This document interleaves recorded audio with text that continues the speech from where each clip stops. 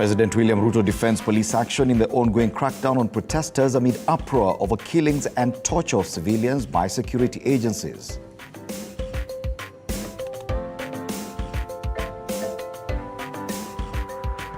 And Twitter owner Elon Musk says he wants to get rid of the Twitter bad logo and replace it with an X.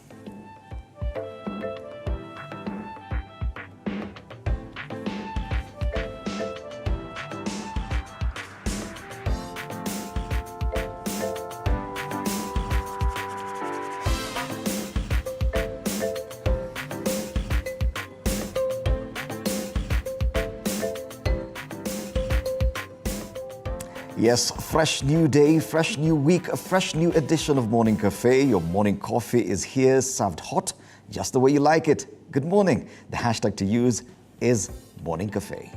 Most definitely, and good morning to you. Now, in May this particular year, Nakada released a report that showed the sad state of affairs in the drug use in the country. Now, in fact, about as young as 6 years old, children are initiated into drug abuse. We'll be getting into that conversation from around 8 a.m. So stick around for that. Good morning and a happy new week. I trust you had a fantastic weekend and all cheered up for the new week. This morning, I want to kickstart this week with an excerpt from Bill Clinton's speech in 2012, where he said, when times are tough and people are frustrated and angry and hurting and uncertain, the politics of conflict may seem good, but what is good politics does not exist in real world. What exists and works in the real world is politics of cooperation, business, and good governance. Good morning and welcome to Morning Cafe. I'm Flora Limuki. My name is Fred Ndimuli. And I'm Stanley Nyaringita. You can always talk to us on our socials below your screens, number 2047, mine at Nyaringita_. At Fred Ndimuli. At Limuki_F. Most definitely. I feel like that particular quote, we should really have more leaders having strong and powerful quotes like Bill Clinton. You're feeling philosophical today. Well, we'll be looking at the top story in just a moment, and after that, the day's diary with Flora. So let's just go ahead. MPs, ward representatives, and activists who spent the weekend in police custody are expected in court this morning following the arrests over opposition protests last week. In Mombasa, the Chief Magistrate there, Martha Mutuku, is expected to rule on whether or not Kilifi County Assembly Speaker Teddy Mwambire and Kilifi South MP Ken Chonga will be released on bond. The two among 4 individuals arrested on Wednesday during the anti-government protests in Mtwapa, Kilifi South, and had already spent 2 nights in police cells when they appeared in court on Friday. Other Azimio leaders were arrested in Nairobi over the protests that have rocked several counties over the high cost of living. Mathare MP Anthony Olwoch, City MCAs Peter Owera, Peter Imatok, and Alvin Palapala, as well as Imatok's personal assistant Victor Obel, are some of the leaders expected in court today after spending their weekend in police custody. Former Mungiki leader Maina Njenga is also among those who were arrested last week, and we'll keep updating you on this top story today.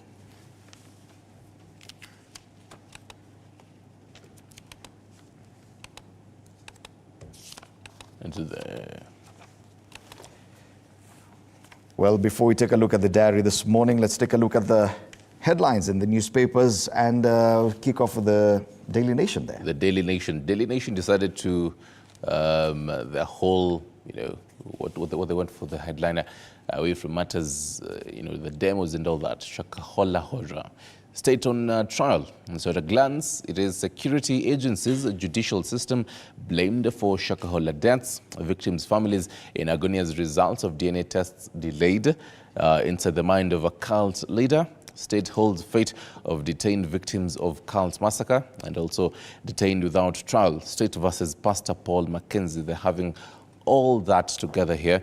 So there's the number here, 425, the current death toll. The state has carried out exhumations in 3 phases and performed post-mortem examinations on 338 bodies. So you can take a look at this story. And I'd really just like to, I'd like to appreciate the Daily Nation this morning for actually taking us back to this story. 425 deaths. Definitely, this is what we should have been seeing on the front pages over the past few weeks. We had, for a moment there, appeared to have forgotten yeah. about Shakahola. Yes. And yet every single day we get news updates about more bodies being exhumed from shallow graves there. And you wonder, how come as Kenyans this is not the biggest talking point? And if you look at even below there, it says Kenyans are really pointing an accusing finger at not only the government, which involves the police, the National Intelligence Service, and the Interior Ministry, as well as political leaders, for sleeping on the job regarding the deadly activities of Pastor Paul Mackenzie's controversial church. That is on the front page of the Daily Nation, taking us back. You can also see on the Daily Nation, also on the right side, wave of arrests and abductions raises concern. The story on page 7. Below that, pressure mounts on Ruto Raila to hold talks. That is what I have on the Daily Nation. Also on the left side, matters agriculture. Senators want fertilizer distributed at ward level, and people with suppressed HIV viral loads may not spread the virus, says the World Health Organization. Matters sports, Gor Mahia pays dearly for contract breaches. Flora? Well, on the standard here, we have the headline is Hustlers Caught Between a Rock and a Hard Place. This is, of course, concerning the ongoing protest. The ordinary Kenyans are worst affected by the high cost of living, a flailing economy, and political turbulence. However, they also pay the heaviest price of protesting as they fall victims to police brutality and their daily sources of income become disrupted. This even as we expect the Azimio demos to resume come Wednesday. Perhaps I could read some of the views from the hustlers here. One, Alex Otieno, says life is hard and cost of doing business is very high. President William Ruto and Raila Odinga should talk and to end weekly demonstrations and reduce taxes. Another Kenyan here says, I regret voting this government. They lied to us that they will better our lives. We have got no option. Let us suffer for this term and vote them out. Still on the standard, we have 60,000 teachers refuse to teach a junior secondary school. Of course, this is concerning the dilemma on this CBC. Also, a fresh dollar crisis looms on fuel bill. Away from that, Kenya credit rating takes a blow after Fitch review. Prospects of accessing cheap loans were dimmed after credit ratings was revised to negative. That story is on page 9 of the standard. Okay, and a quick look at the Taifa Leo, the front page, because it has the main headline there mirrors what we are talking about on the front page of the Standard, and at least one of the stories that has also made it to the front page on the Daily Nation. Of course, on the Daily Nation, the Shakahola horror is a big story. Quite some huge coverage on 1, 2, 3, 4, 5 pages inside the Daily Nation. But the theme of the headlines for the past few weeks has been around the protests and police action, and the Taifa Leo today talks about polisi au magenge. That's a question. Maafisa wa usalama watumia mbinu za kihuni kuhangaisha wapinzani wa serikali, pia wakiuka sheria. And of course, the police have been accused by human rights organizations and other civil society organizations of using excessive force in handling the protesters. And something here on the, the way Swahili puts it is very interesting. On the front page of Taifa Leo, kamata kamata za kimabavu. They're talking about the various people who've been arrested or abducted or are in police custody right now. Maurice Ogeta, that's Raila Odinga's bodyguard. Jomo Kenyatta, that's the son of the former president whose home was raided last week. Babu Owino, the MP who was arrested last week and released. Maina Njenga, who was also arrested, is among those we expect in court today.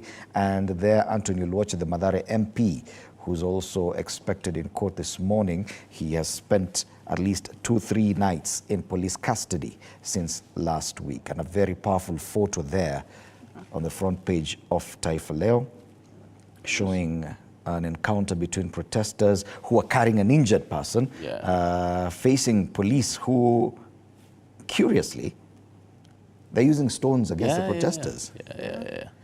Well, polisi au magenge, that's the front page of the day. Actually, before you actually move on, and I'm pretty sure Lemuki might even slap me for this. Oh. Man United yalipa onyo kali Arsenal. That's on the as a die-hard Arsenal fan. It's just the Emirates Cup. Red Can you wait Devils for of the return of the Petra. season already? Before the season starts, I don't think we're going to talk about it. My focus this weekend was on Wanyonyi and Mandonga. At least you own that one. At least. We could look at another headline. We have the People Daily this morning. Is this today's paper, really? Yes. Uhuru, keep my family out of this. On the front page, talking about the now drama. the spat between the president and the former president. The fact that Uhuru Kenyatta's family is involved in some of this altercations with the security agencies, and the former president came out on Friday last week quite angry about some of the actions taken on his immediate family members, claiming that his son's home was raided by police. And yes, the Interior CS, Kithure Kindiki, also confirmed the kind of action that was reported on the home of the son to the retired president. So indeed, that happened. And Uhuru says, keep my family out of this. It is also one of those stories that I'm sure will keep developing. The kind of exchange between the former president and the current president. It is not looking nice. It's not at all. And then this, you know, if we would have gotten that specific bite from the president sometime last year during the election period, him saying they should keep off his family out of the campaign fiasco and all that. But we see again this happening.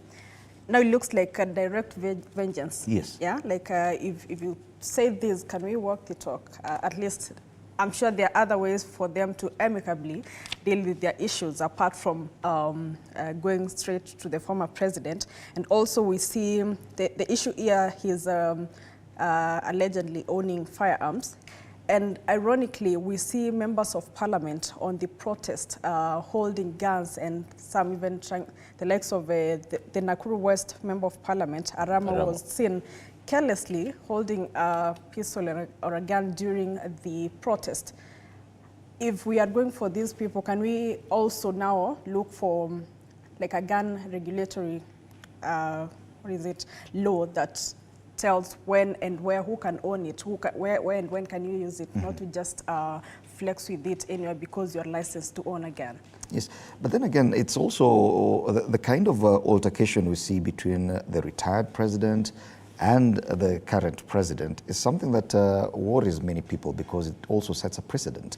We've seen elsewhere in Africa where once a sitting president leaves office, then they're hounded by the new administration.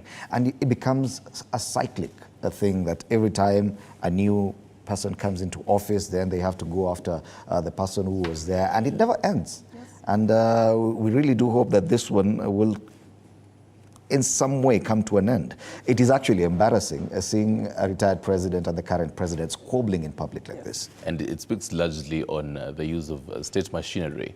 And I mean, this is not, even as the Kenya Kwanza administration began, they have, had talks and, even the opposition has really faulted the government for using state machinery the wrong way, using it for its own benefit, and largely the police. Even you remember during the 20th March demos when state machinery was really used, according to the opposition. So yeah, it really speaks largely on how the Kenya Kwanza government, a few months in, and they really should be careful on how state machinery is used in the country. Still looking on the Daily Nation, and away from matters, the Shakahola horror, which really largely forms, as you like to say, huge chunks of acres of the paper. There's also on page 9, and this is quite interesting, which will happen today on page 9 on the right side of it. Matters foreign relations. The Deputy President Rigathi Gachagua sent to speak at a summit in Italy on matters of food security. We believe that also forms the diary flora. So going to speak in United Nations summit. Stock taking on financing food systems in Rome, Italy. Back home, I don't know how much this is really going to help us, as much as it's going to be talking in Italy, but then how much really this is going to help us back in Kenya. We're still really struggling in matters lack of, food thereof. Talking about Kenya's foreign relations, I think there's also a story on the Standard, page 10, Ruto's dilemma as dalliance with Russia, Iran, and settles the West. Kenya's foreign policy and who we relate with on the international scene has been quite the talking point. Kenya facing east or facing west has always been big discussion. Every time a new president comes into office, they either turn to the east or the west. So where exactly is this current administration facing? Is it the west? Is it the east? It is interesting because 10 months into this administration, we're still not sure Yes. who are our biggest allies in as far as that every time axis is there's concerned. transition in government, I think it's gambling to see where to settle on. Because now we have China on this side, we have the West, of which the president has really been trying to face the West in the last few months. But we can only wait and see because, again, he has the options. He has to weigh the options so that he can see which and where can we gain mostly. It is involvement of Iran and Russia that even spices up the whole thing. Yes. Okay, two things to that. The fact that the Russia-Africa summit, I think it's next month in St. Petersburg. It's going to be interesting to see, even the president's stand on the whole Russia-Ukraine war, and if he's going to be present in this summit, might probably be there. But then I think Ruto and the Kenya Kwanza administration is quite, it has delicate matters on, delicate steps on the whole foreign, relations. The first day when, President William Ruto was sworn in, there was some, foreign relations gaps. Yes. Yeah. On Twitter, actually. I know. The very first day. The very first day, Kenya and Sahrawi ties. So moving on, I think the Kenya Kwanza administration is really, it's really watching its steps. How do we really interact with this, and being careful, if you ask me. Okay. But then it's going to be interesting to see how this is going to play out next month in St. Petersburg in Russia. And before we get the diary with the Flora, a quick look at the other headlines. We have the Star as well. Why Ruto, Raila and Uhuru war is a risky gamble. Kenyatta tells president to face him as simmering row spills into public domain. This is the same story we're talking about. This squabble between the retired president and the current president, and the Star there, the story, I think it's by Macharia Gaitho, on the risk of having this kind of squabbles. And okay, let's cross the border. Take a look at headlines in Tanzania. Habari leo. Majaliwa, tusikubali kuharibu umoja, amani. Majaliwa is someone's name. Now, you see now this is where it gets interesting. You remember? Reminds me Because Majaliwa essentially would be like... we hope So Majaliwa is someone, so they say atoa maagizo kuboresha utendaji polisi, so I think it's a police chief. Tusikubali kuharibu umoja, amani. Habari leo. We also had, I think I had one of the others. Let's see if I have... The Citizen, yes, the Citizen from Tanzania. Telcos cash in telcos cash in as social media use rises sharply in Tanzania. Mobile data is now the fastest growing revenue stream for telecommunication companies as Tanzanians increasingly turn to social media platforms as sources of information and entertainment, according to a new report. Now, yes, of course, Kenya has always been miles ahead in as far as use of the internet and social media for information. We can see now our brothers and sisters across the border in Tanzania following suit. So it is interesting. That makes it to the headlines in Tanzania. And probably you just take a look at the Daily Monitor in Uganda quickly before we come back and start discussing more issues that affect us locally. And on the Daily Monitor, UETCL spends 1 billion shillings to hire 37 new staff. Okay, we're talking about Ugandan shillings. So that's a front page of the Daily Monitor this morning. Right. You were mentioning the whole internet reminds me of Elon Musk, wanting to have removing the Twitter bad to an X. So, well, I mean, it's going to be sad that we're not really going to be calling it the bad app. Yeah, it's probably... So for those who are not aware, Twitter owner Elon Musk has said he wants to get rid of the Twitter bird as the main logo and replace it with an X.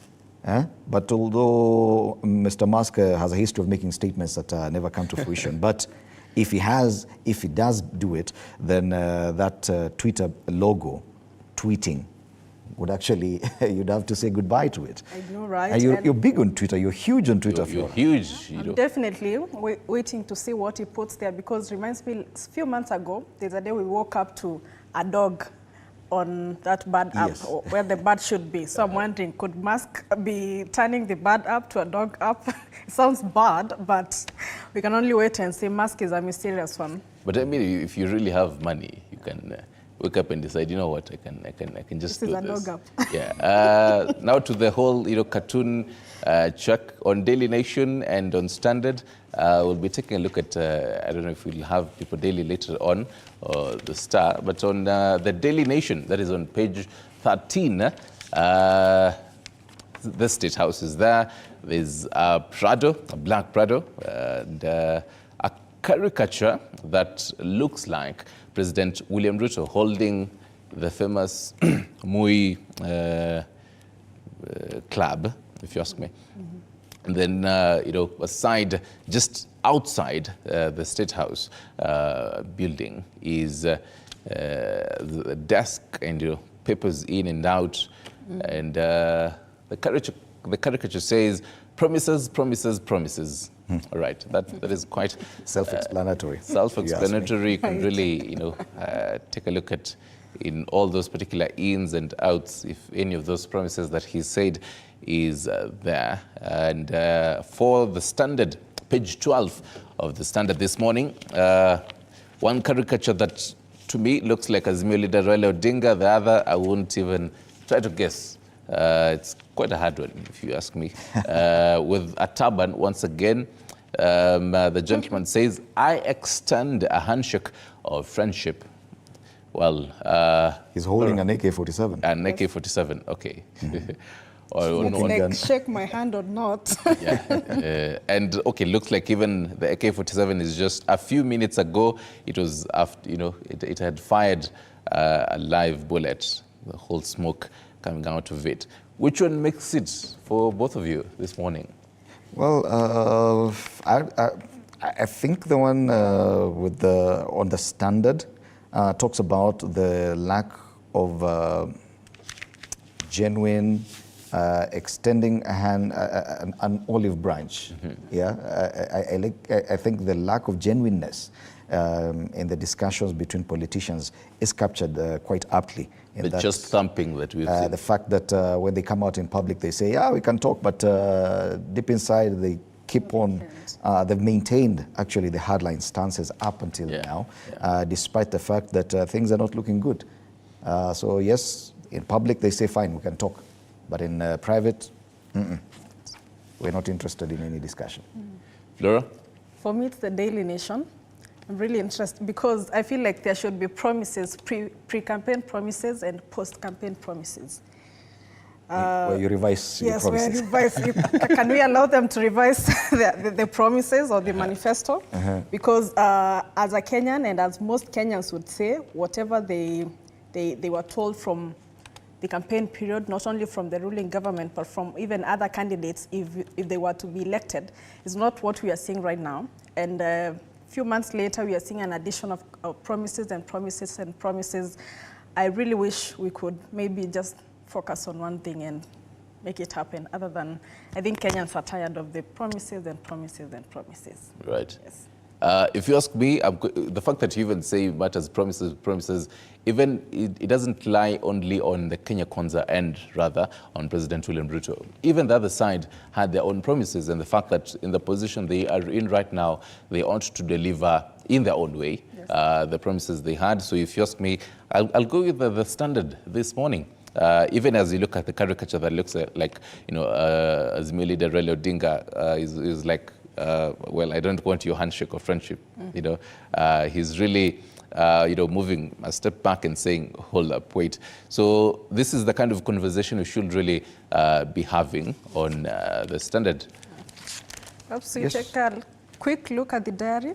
Most definitely. So we move on to the discussion of the day. On the diary today, we have DP Gachagua in Italy, of course, for the European country 3-day high-level United Nations Food Systems Summit stock taking that kicks off today in Rome, Italy. On the other hand, President Uhuru Kenyatta and the whole drama on the firearms. Cabinet Secretary for Defense Eden Duale says the probe will continue if the firearms are not surrendered. And on the other hand, we still follow up on the arrest of Azimio leaders.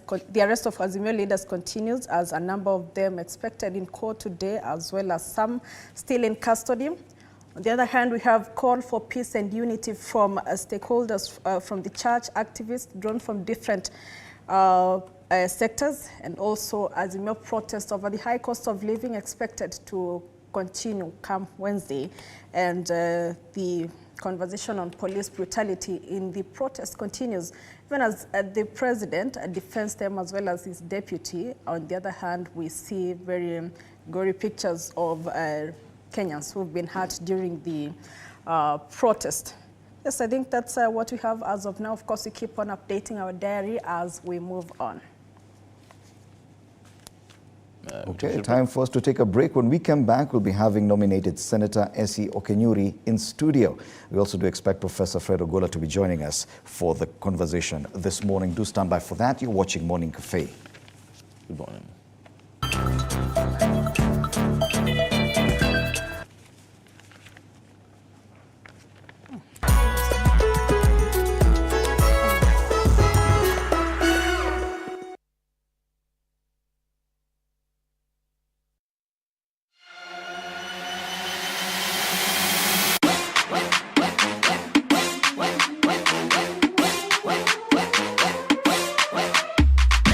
Kwa mirindimo kem ya michezo.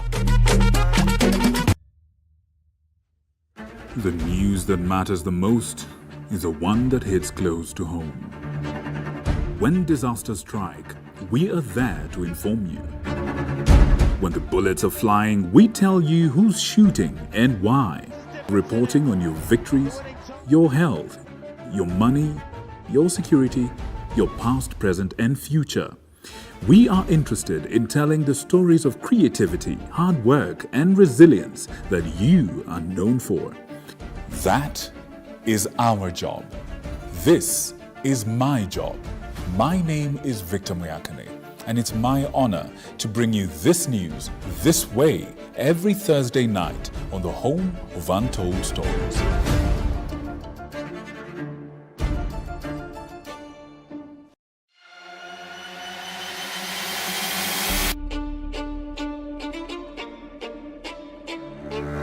Katika majengo haya, hapa ndipo sheria zinapotungwa na zinapopakuliwa. Nitakuletea viongozi mbalimbali, mirengo mbalimbali, wote kwa pamoja wakipika na kupakua. Tutawapa nafasi kuweza kuangazia changamoto na mafanikio ya ugatuzi katika ukumbi wa siasa kila siku ya Jumanne kuanzia saa 1 kamili na kuendelea.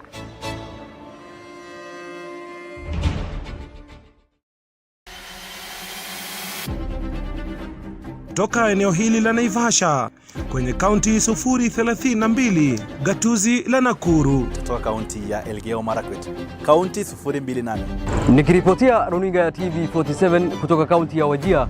Nikiripotia TV47 kutoka kaunti ya Turukana. Kwa matukio yote yanayojiri katika kaunti hii 012.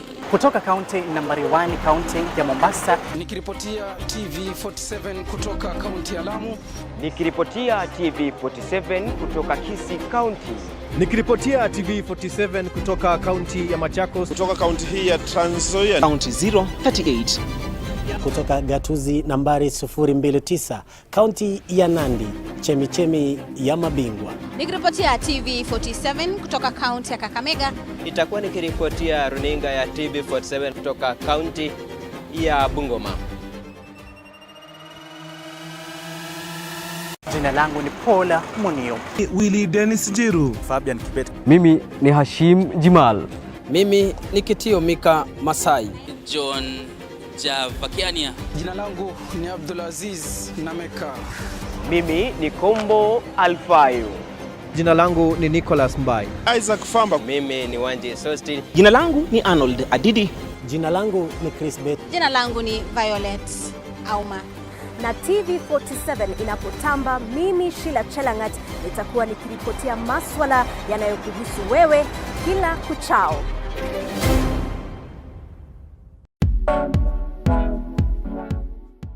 Every Thursday 7:30 p.m. unapata nafasi kufahamu viongozi mbalimbali kutoka humu nchini, kuanzia wabunge. Through Changa we could get money to pay our rent, pay our bills. When I was growing up, water was a problem where I was born and bred. We wake up at 3 to go and look for water. Magavana must be ready to be a tough woman and not a woman to be walked over. Kwa hivyo but you respect people. Ndani ya Mfahamu Kiongozi, story na historia, na mi Elizabeth Muchuku.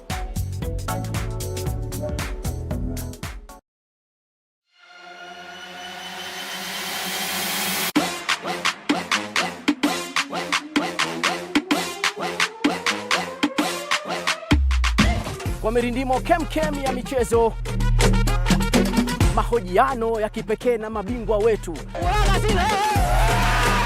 makala ya kuvutia pamoja na matukio mubashara viwanjani. Shabiki, tutapiga mbizi katika kila kiwanja, ndani na hata nje ya nchi. Mtazamaji, uko tayari? Ni kazi michezoni ama michezo kazini? Ungana nami Ahmed Bahaj, sajili mpya nimefika katika kipindi cha kipekee Mchaka Mchaka. Zitatoka cheche, tutapiga mstari chini yake. Si bora michezo, ni michezo kwa ubora wake. Mcheche.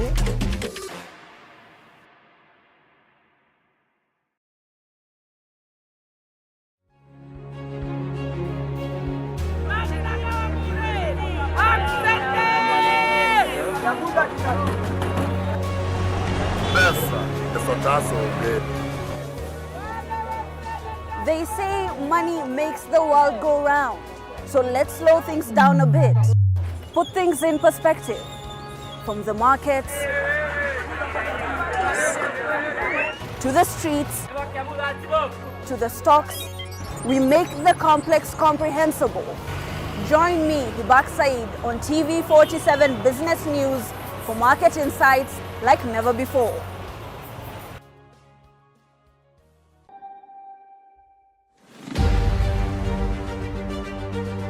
What's making the headlines? What does it mean to you? How does it affect you? We answer all these questions every Sunday for half an hour on To The Point Show. Hey, I'm Grace Kuriakanja, and a lot has happened this week. Let's dive into it.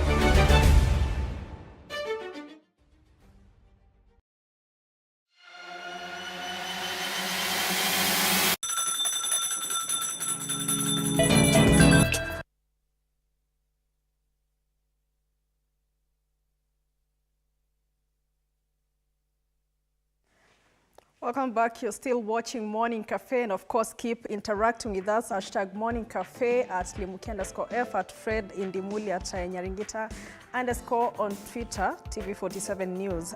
The conversation continues, but let's look at some of the trends of the day before we continue the main conversation. There is a whole hashtag Luo Massacre. This is concerning the conversation that has been going on the weekend, allegedly saying that there is a community that has been targeted during the ongoing protest. There's also arrest, hashtag Azimio protest arrest. This is concerning some of the recent arrests that you've seen over the weekend of the members allied to the Azimio faction concerning the protests that were going on Wednesday, Thursday and Friday.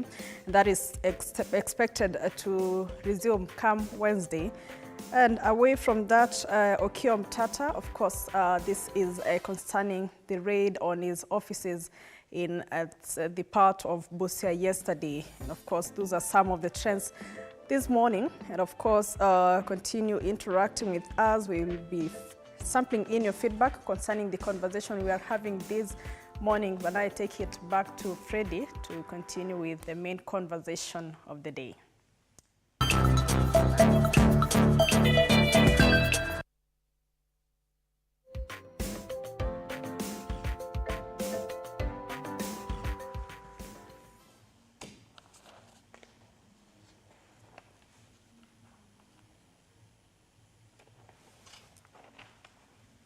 Thank you so much, Flora. And we now want to have this conversation about the state of the nation.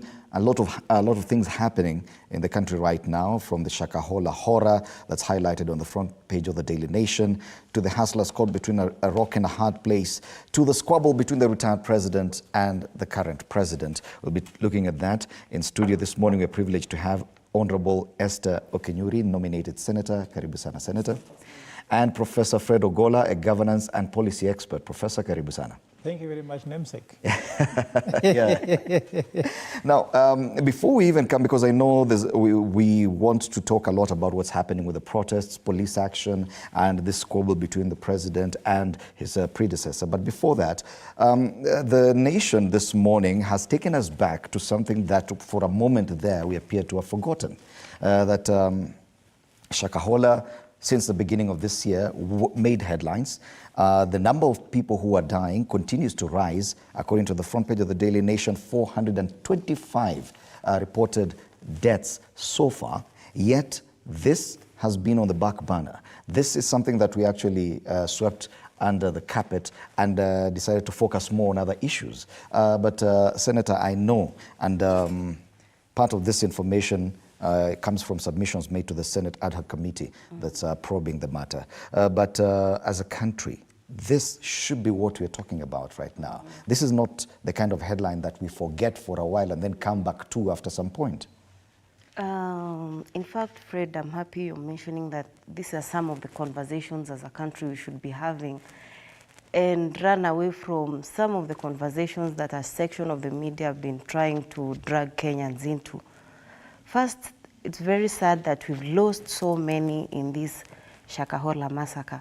It actually brings us back to a general conversation of we as a society on how responsible we are, even before we get to the inquiries that have been happening. The first time I was actually asking myself, where was the society?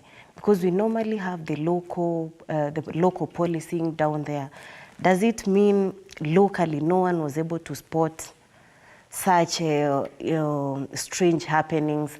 Families of the missing persons, several years down the line, most of the family didn't report of their missing persons, only for these grave revelations to come and, show Kenyans what is happening down there. And Fred is very sad that it's a very tricky balance to even regulate on matters of beliefs.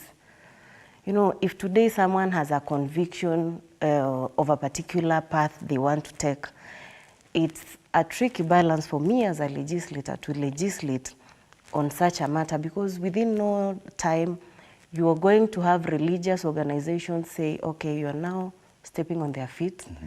But I think we need to call out individuals who are hiding behind the veil of religion to perpetuate criminal activities. And that's why the government swung into action immediately and started unearthing some of the underlying issues that Kenyans want to actually listen to. And this brings us... And that's, Senator, that's actually the big question there, because even on this headline it says, state on trial. It would appear that the state and all its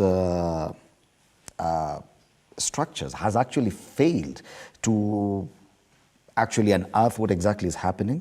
We're getting reports that even the continued exhumation of more bodies, that we are made to understand some of these bodies are fresh.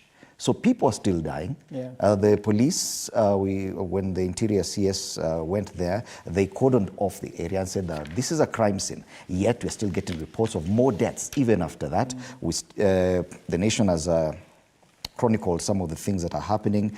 For example, Pastor Paul Mackenzie is still in police custody without trial. They're not sure what to try him with. Security agencies, judicial system are there. Nothing is happening. So this headline is quite apt, Professor, don't you think? Yes, so actually, our senator is a good friend, and I've always told the senator that there are certain things that when we say them, or when we defend them, time will come when we can't defend them. And I think that the state needs to get away from defending what is happening and actually facing the reality. And I think the president came close to that, and I'm sure that day, Fred, you guys were at State House, when he said something went wrong. And he apologized for the state security that there is a failure. And he said, going forward, I will deal with it. You see, Fred, to tackle a problem, it begins by accepting your problem, whether it's alcoholism, whether it's failure in school, whether it's failure at home in family. As a husband, when you fail, accept first of all and say, I apologize for this. I think the president moved there, but the thing is that action later has come to really question whether actually he was serious with that statement. And as far as I'm concerned, the state did some things which were not right. For example, you as media people, you are told to sit somewhere very far from the scene to receive surveillance report from the people on the ground who are giving you the report, the state officers. How can you trust them? And that's why we can never trust only the state to give reports about the state. If the state is on trial and the state is the one giving reports, and there was a question during the presidential media address when he was asked, Mr. President, we are told you are getting intelligence. What intelligence are you getting? And he said, no, I can't disclose to you what I'm getting. Of course, it looks like this is not a state issue. It's not a state security. I am an expert in strategy and security. What is happening within the country, the president cannot say he can't disclose because there's a state security issue. If it is something about, for example, war with Somalia, something that is interstates, then there is something serious that he can't disclose. So as far as I'm concerned, the state is on trial, yet the state is the one trying, the state is the one investigating, the state is the one prosecuting. This state on trial shows us that the structure of the whole thing is completely not right.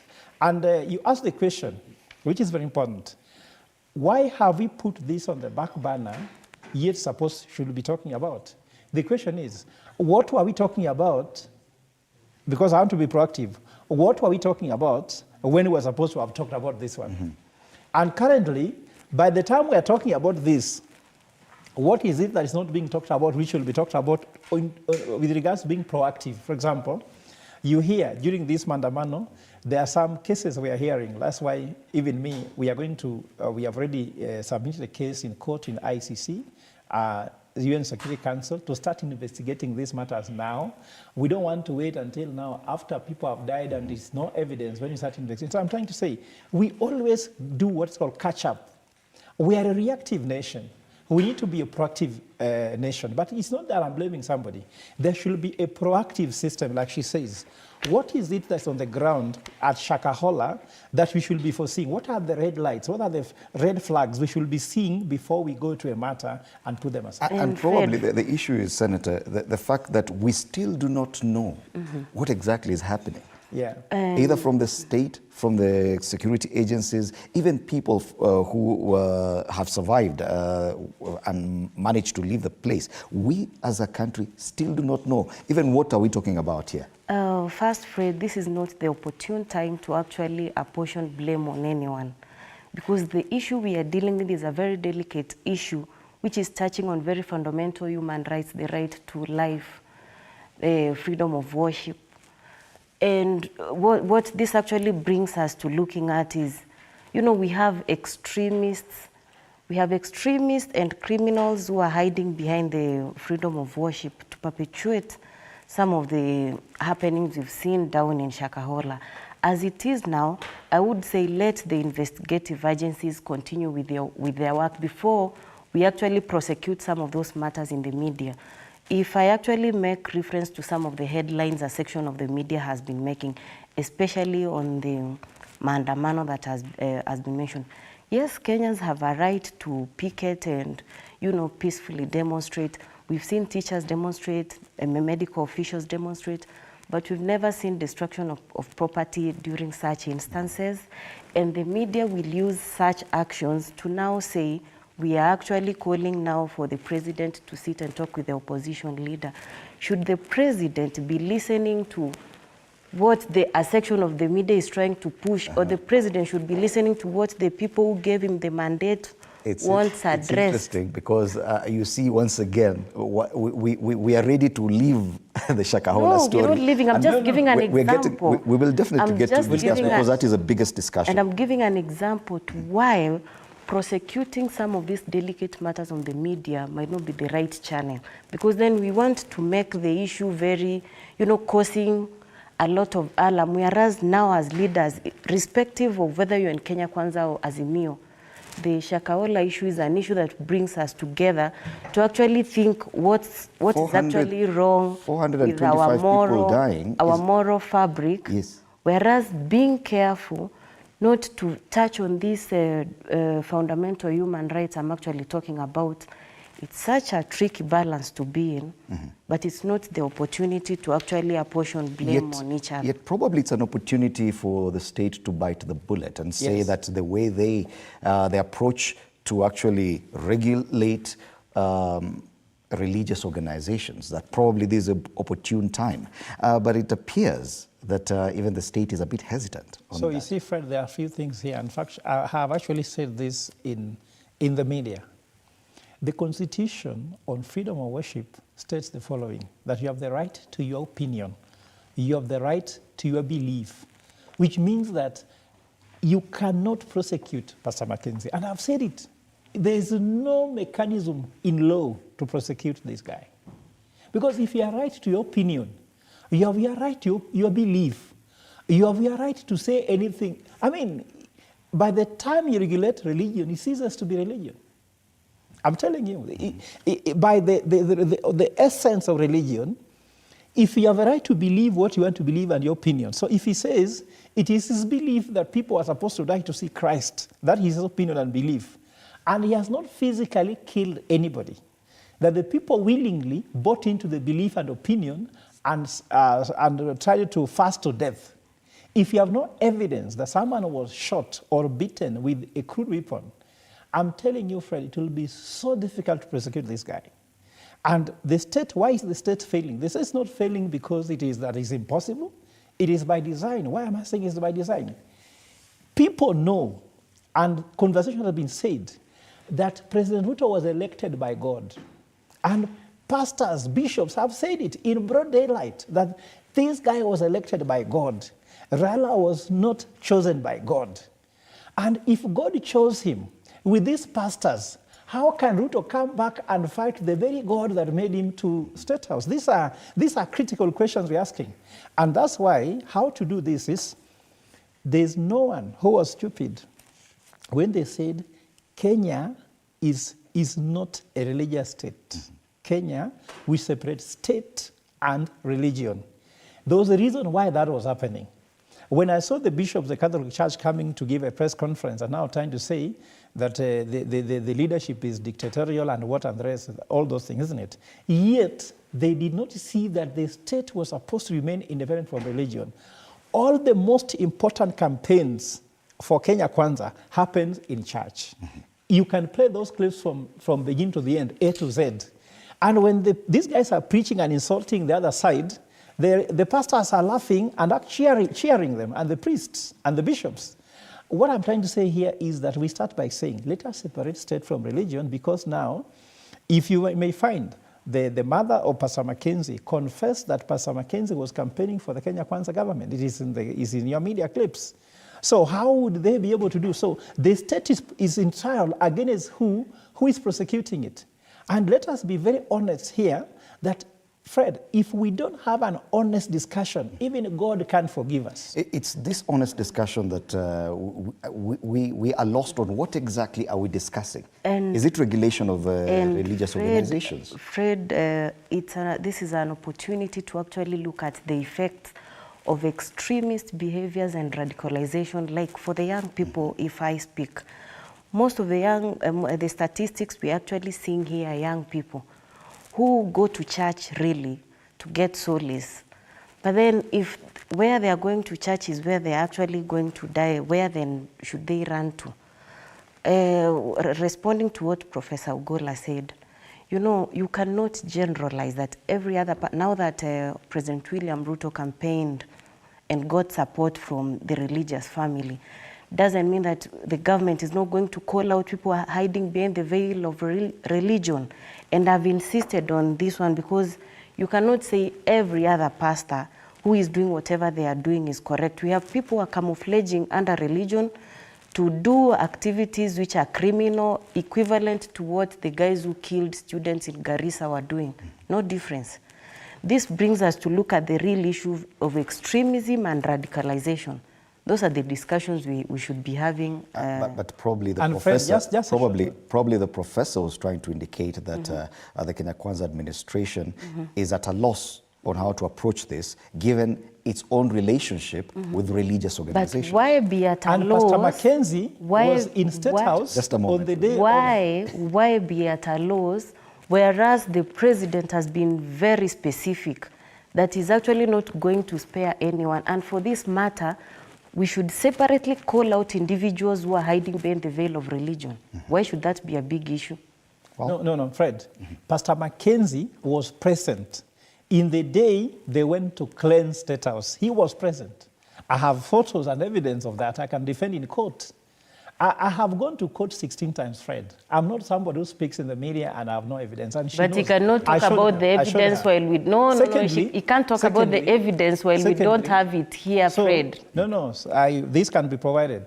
Secondly, Fred, I want the senator to just appreciate the dilemma. I'm not saying that it's wrong. The fact that you are telling me we still don't know what we're prosecuting. We don't know who has been arraigned in court. We don't know they are being accused of what. They have refused to disclose the truth. The fact that the president in broad daylight said he can't disclose the matter. And now since it that is definitely a very sensitive it is, since, of course, I'm saying it's sensitive, but let me tell you what, we must deal with it because it is what it is. Hiding it is not going to help us out. Because what's happening is that once we know which cases are being raised, that's when evidence actually can start coming by. And as I'm telling you, there could be, this is something Fred take to the bank. There's a way to drag this issue until it starts becoming an issue. And Fred, let me tell you one thing. You've asked the question on cost of living, Mara Mandamano, Mara Shakahola, and the rest. Let me tell you what, Fred, the presidency and the government is very clever. Whatever they have in this headline could be, again, a camouflage for what should be in the headline. And this is always strategic. For example, Kenyans are urging you, don't be swayed by discussions around whether it's Uhuru Kenyatta's mother being withdrawn security. Kenyans should focus on cost of living. Why are people dying of hunger? Why is it that electricity is expensive? Don't listen to what Raila is saying, what Raila is not saying. Those ones are shadows to prevent us from the real thing. Fred, people are dying of hunger. Look at the headline. You see there are two headlines here from two nations. Yes. Nation talk about state in trial, and Standard talk about hustler's caught in between a rock and a hard place. And once again, we've jumped into that discussion. Yes, so I'm telling you, the main question on the Shakahola issue is, can the state prosecute religion, yet it is inside it? Look here, the president's wife is a pastor, isn't it? The deputy president's wife is a pastor. I'm not saying they're illegal people, isn't it? I'm looking at how the church is now one at the same time with the state. So when we talk about state, we're also having a religious state. And the current state has converted Kenya to a religious state. This is what is happening at the moment. They make a lot of calls in this government. We will take a break shortly after give the Senator about 30 seconds to say whatever he wants. You know, Professor Ugola is making so many allegations which I can't let him get away with. Like saying the state has a hand in this headline. These media houses, I don't think they are writing on behalf of the state. They have freedom to write whatever headlines they want to come up with. In fact, they've been accused of writing headlines that so are not when he alleges that they are trying, the state is having such a headline to sideline what the real conversations are, Yesterday it was refrain from Uhuru that versus one. Ruto. This is not the conversation. Yesterday's headlines was Uhuru And versus by the Ruto. way, That's not the conversation. there are limits to freedoms we have in this Hold country. that thought there. Hold that thought. Let's take a break. You're watching Morning Cafe. When we come back, we now look at other issues making headlines, including the pressure mounting on Ruto and Raila to hold talks, and the wave of arrests and abductions, which is raising concern. We do expect the Azimio leadership. A number of Azimio leaders in court this morning following the arrests last week over their involvement in the protests. That after the break.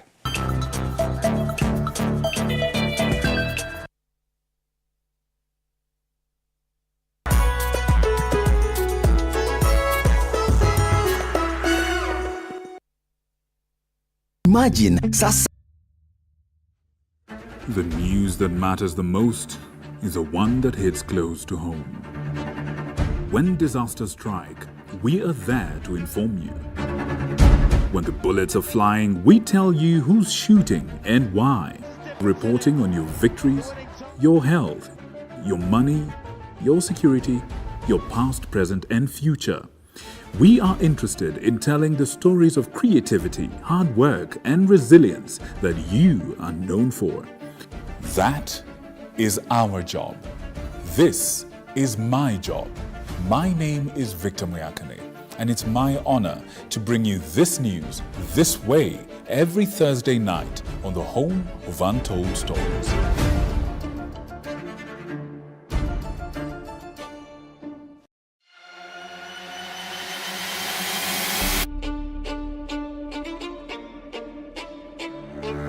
Katika majengo haya, hapa ndipo sheria zinapotungwa na zinapopakuliwa. Nitakuletea viongozi mbalimbali, mirengo mbalimbali, wote kwa pamoja wakipika na kupakua. Tutawapa nafasi kuweza kuangazia changamoto na mafanikio ya ugatuzi katika ukumbi wa siasa kila siku ya Jumanne kuanzia saa 1 kamili na kuendelea.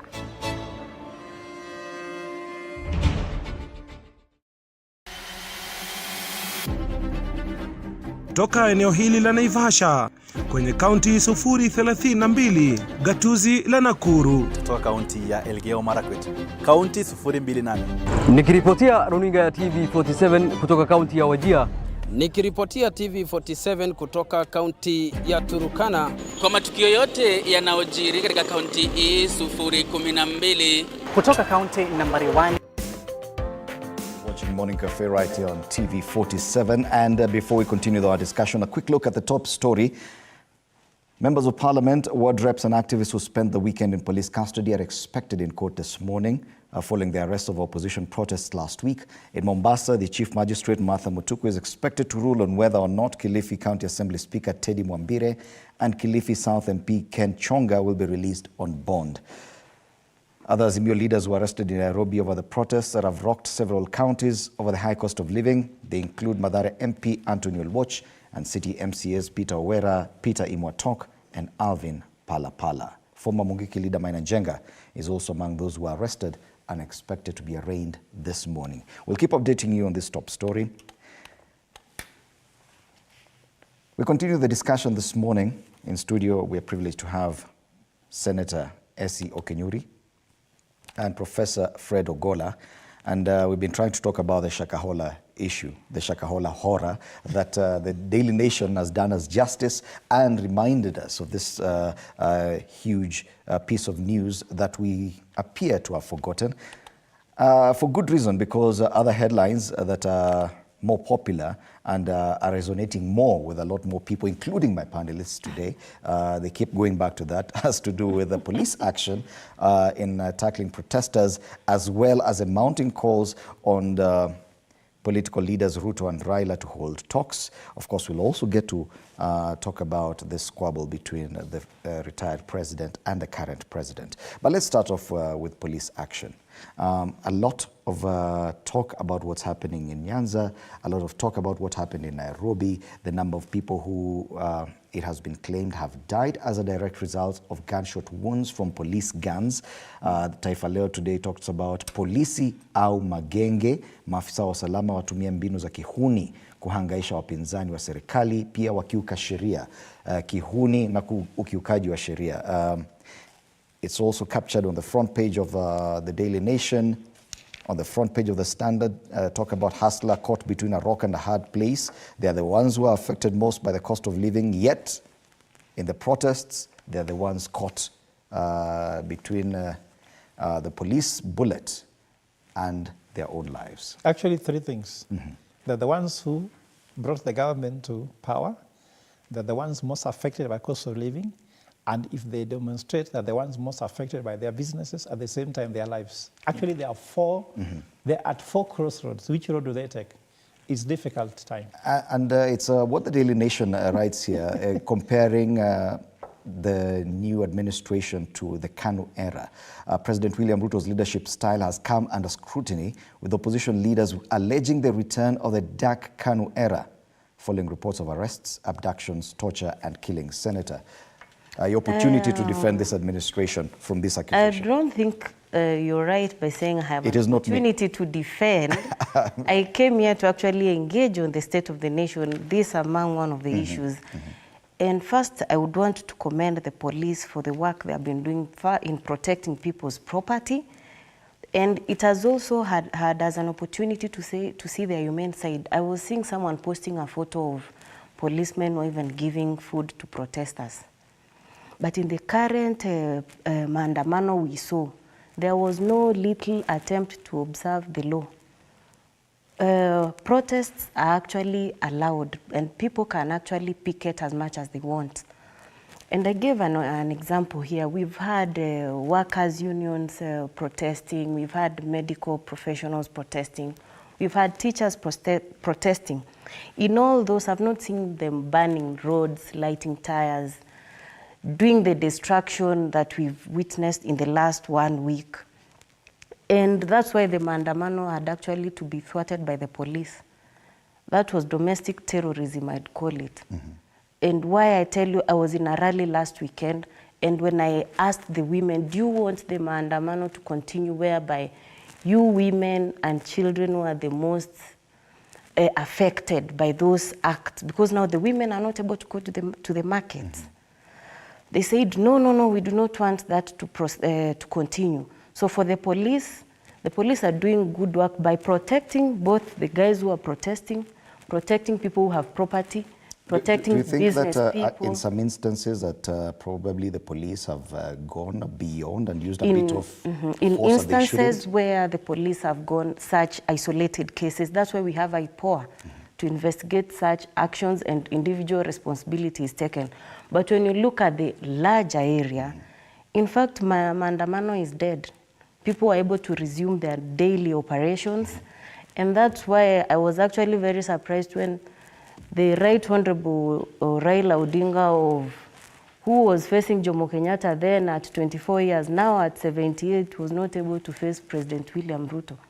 When they called for maandamano, not even his other leaders in the coalition came out, because the maandamano has been reduced to an ODM affair. It's not a hustlers maandamano, as Professor Ogola wants to term it. Okay, but before we even talk about the maandamano itself, still on police action, because there's a very thin line between peaceful demonstrations and crossing over, because even Article 37 outlines that even the assembly, everyone has a right to peaceably and unarmed have assembly or picket or conduct demonstrations. But what we've seen, it also leaves the state in a dilemma.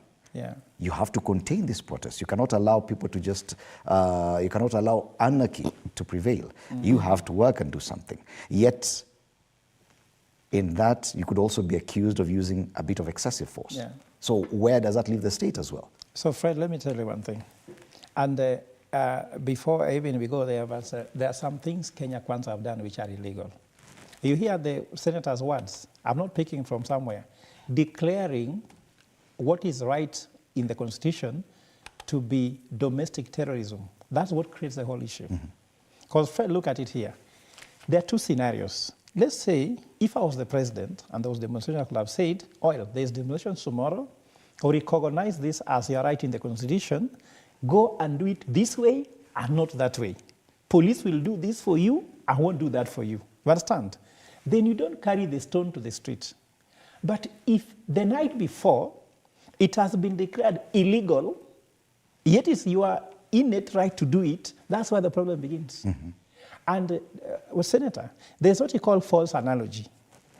When doctors are demonstrating for increment of salary, it's different from what someone is demonstrating about the presidency.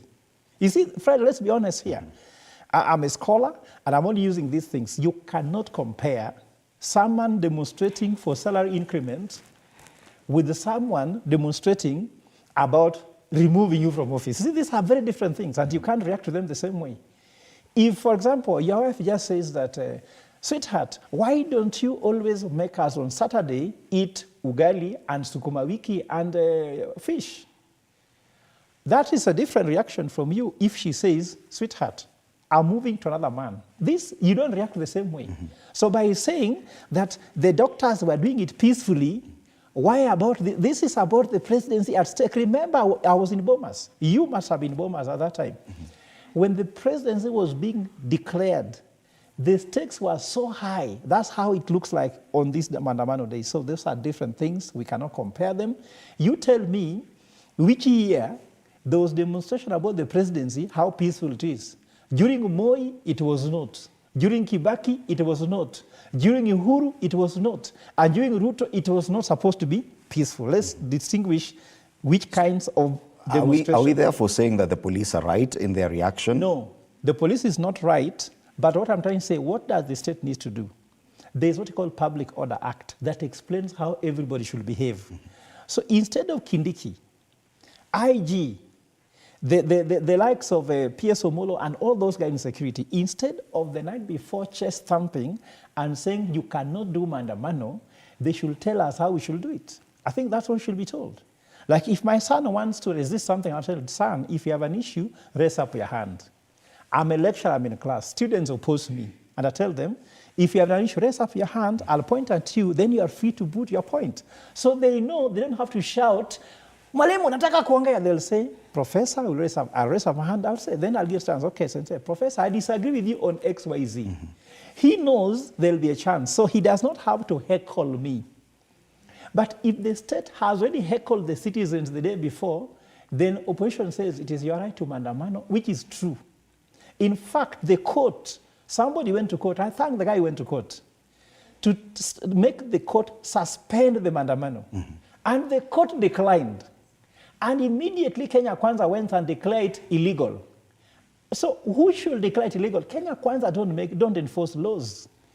The court will be able to be the custodian. So according to me, the reason we are having this problem, and in fact for me, Kenya Kwanza should save the policemen by telling people that Kenyans have a right to picket. Mm-hmm. Remember, the Constitution is also very clear, so I also have to talk about opposition, because for me, I'm not in Raila side or anybody's side. The state does not, the law is not clear on protests. Protest is not the one defined. Protest is a little bit violent. Do we need more definition than yes, that so which is provided? The protest is violent, isn't it? Mm-hmm. But picketing and what's called mass action is provided for in the Constitution. Okay. But protest could be like you are going to do something which is about civil disobedience, which is not needed. And let me just finish something that's important here. Because this is important, the issue is, I have heard that day after Mandamano, the Kenya Kwanza people gave a press conference. And then Azimio gave a press conference. There was something very wrong about it. Kenya Kwanza said that, that Mandamanos failed. Mm-hmm. What was the criteria to measure failure, KPI? Is it because less people died that day? Is it because less property were destroyed? Let us be honest about what is a failure here. Okay. And then in the mindset of Azimio, the failure here was that people didn't go to work, isn't it? And people didn't earn a living. Both of these things are insincere, because what's happening is that when you go for mandamano, the people want to do business, they have a right to do business. And if you have a right, you should not clash with somebody's right. Mm-hmm. The other people have a right to have an orderly day like everybody else. You should be able to go to work, Fred. Everybody selling unga, the one selling mahindi, mama mboga, they should be able to do their business. They are not able. So everybody was saying, we succeeded because you could not work. These guys are saying we failed because we didn't see all this demonstration taking place. So in fact, the last point is that please, congratulating the policemen for doing their work is not reasonable. The policemen shot some people, they died. The president himself, just like you, Senator, here has congratulated the policemen for the work they did. And part of the work is that some people were shot. Okay. Fred, Fred, bullets.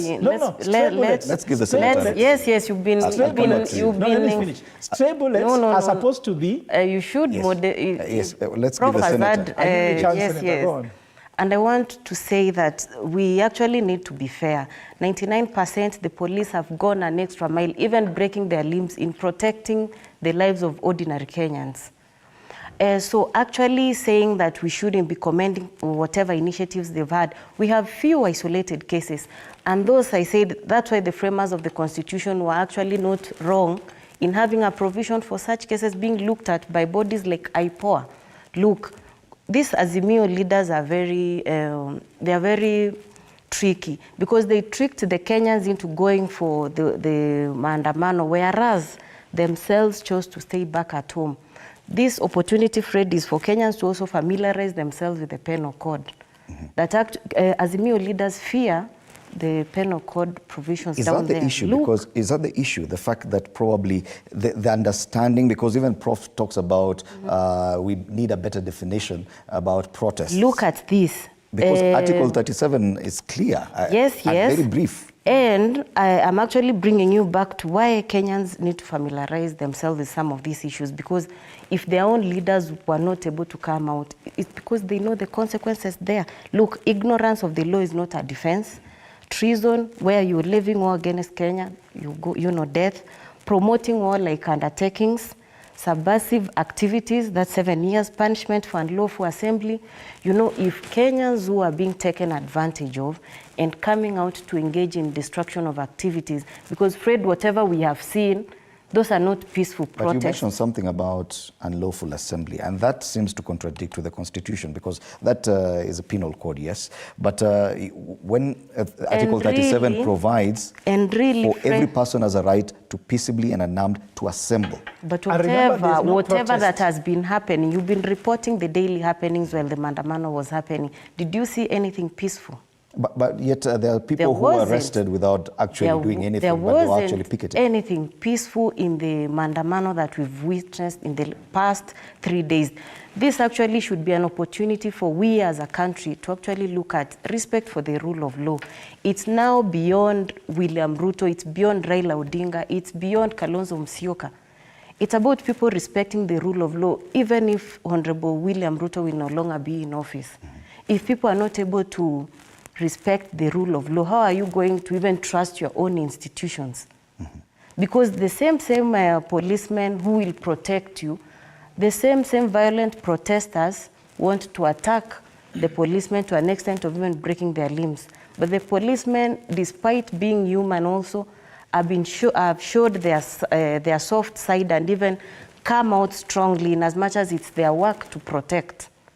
But the same people whose work is to protect you, you want to go to the streets and even attack them. Because I can tell you in some of those armed groups of goons who are carrying out the Maandamano, there were some of the people they armed to attack the policemen.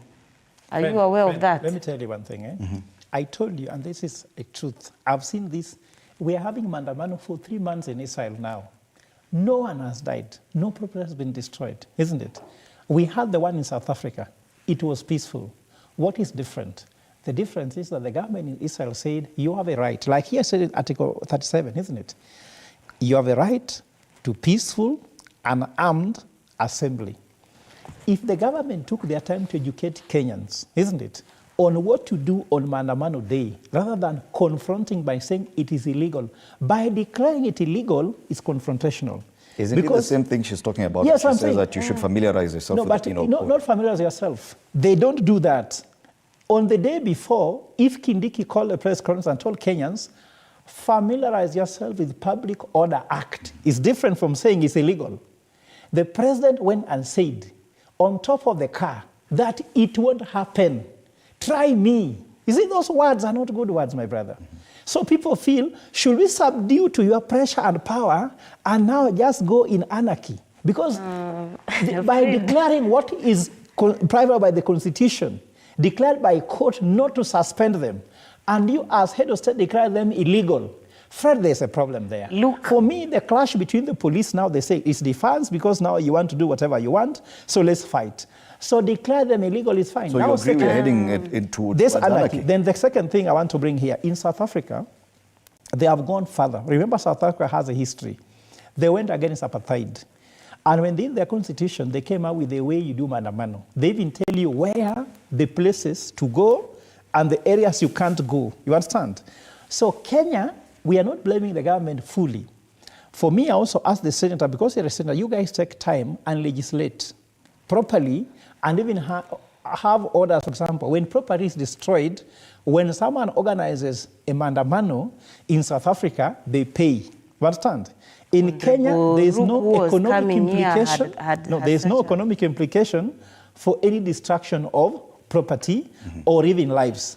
So if the state does not protect people against the death that might come, there is a way the state is also liable. So we are having a demonstration whereby there is no liability for anybody. Then thirdly, the policemen in Kenya and even Kenyans themselves need to go through some education on how we can hold maandamano peacefully, because in Kenya, the police was transformed from police force to police service, but they have never been of service. Neither are people supposed to be, let's say, cooperating with the policemen. The friendliness is two people. They are citizens and the police. Fred, Professor Ugola here mentioned about the demonstrations about past elections. 11 months down the line, IEBC declared who the winner was. The opposition went and even challenged the outcome at the Supreme Court, where that matter was canvassed, done and dusted. Honestly, the 2010 Constitution saved us most of this issue. I'm yet to understand why the same person would be losing election and complain against the same outcome. And are Kenyans' problems being sorted out the moment the president now engages in talks with the leader of opposition? So when President William Ruto sits and talks with the Right Honorable Raila Odinga, so how have the talks between the two people sorted the cost of living? Okay. And as it is now, Fred, I can tell you, lost on, why I'm saying that is because Professor Ogolo here mentioned the demonstrations that we've been seeing have been as a result of the issues of elections. No. I think the issue that has come up is about the cost of living. Yeah. And I said that should be the conversation. And I can tell you, even in the bipartisan talks themselves we were having, at no point as the Azimio side brought the cost of living issue. Every other issue keeps rotating around IEBC, preserving the servers. It's interesting that you mentioned the bipartisan talks, of which you are a member of that party. Yes. What exactly happened to that? And now, a section of media intensifying the calls for the president and the leader of opposition talking. What really amazes me is whether Raila Odinga talks to William Ruto, how that will solve the cost of living. There was an opportunity for dialogue. And they said they said they will not come back to the table, even in as much as Kenya Kwanza side was very patient and waiting for them. As it is now, Fred, when President William Ruto said he's going to protect the lives of Kenyans and listen to the voices of the people who actually elected him, and that is what he should actually be listening to, not people's clamor for their political ends being met. Look at this. The same, can you imagine the same Raila Odinga who confronted Jomo Kenyatta in 1969 at 24. He tried to topple Moi in 1982 when he was 38. He heckled his own father in 1993 at 48 years. Holding Kibaki hostage in 2004 at 59. Is now hiding currently when President William Ruto just said he's going to deal with the domestic terrorism we've witnessed. Where is he? Mandamano is dead. For us to go back to the main discussion we were having, it's about police. That's the point. I want us to play two clips that my director has right now. These leaders talking about police action. Umiza askari, tuko na askari wengi wako mahospitali wameumizwa na mawe, wameumizwa na panga, wameumizwa na risasi, na ambayo viongozi wengine wanasukuma hiyo agenda. Ati unataka kufanya maovu, unaweka kabila yako ikukinge. Wakati wa mavuno unavuna peke yako. Lakini tutawaombea wale wote ambao wanafikiria kwa kiburi yao ya kuwa rais akiwaita waongee ndio kutakuwa na amani. Sisi tunaomwamini Mungu tunataka kutoka hapa hii ibada na hayo maneno ya bishop ya kuwa ukimuita Bwana amani itapatikana, sio lazima muite binadamu. Yes, various Kenya Kwanza leaders there expressing their support for police action. And it's the main discussion. We will come shortly to those calls for dialogue and the squabbles between the leaders going on. But on this, I want us to finalize on this issue of police action. Yeah. Prof. For me, as I can tell you, and I can tell you more sincerely, the discussion should not be about what the Senate is taking us to. The discussion will go to the Constitution. And I think that that should be the issue. The Constitution's functions, systems, and structures. We should not be discussing about personalities, so-and-so said this and that. They have their opinion, but the Constitution is very clear. What should happen on Maandamano Day? Is it provided for? Yes. Is it constitutional? Yes. The Public Order Act went to explain how it should be done. Is it there? Yes.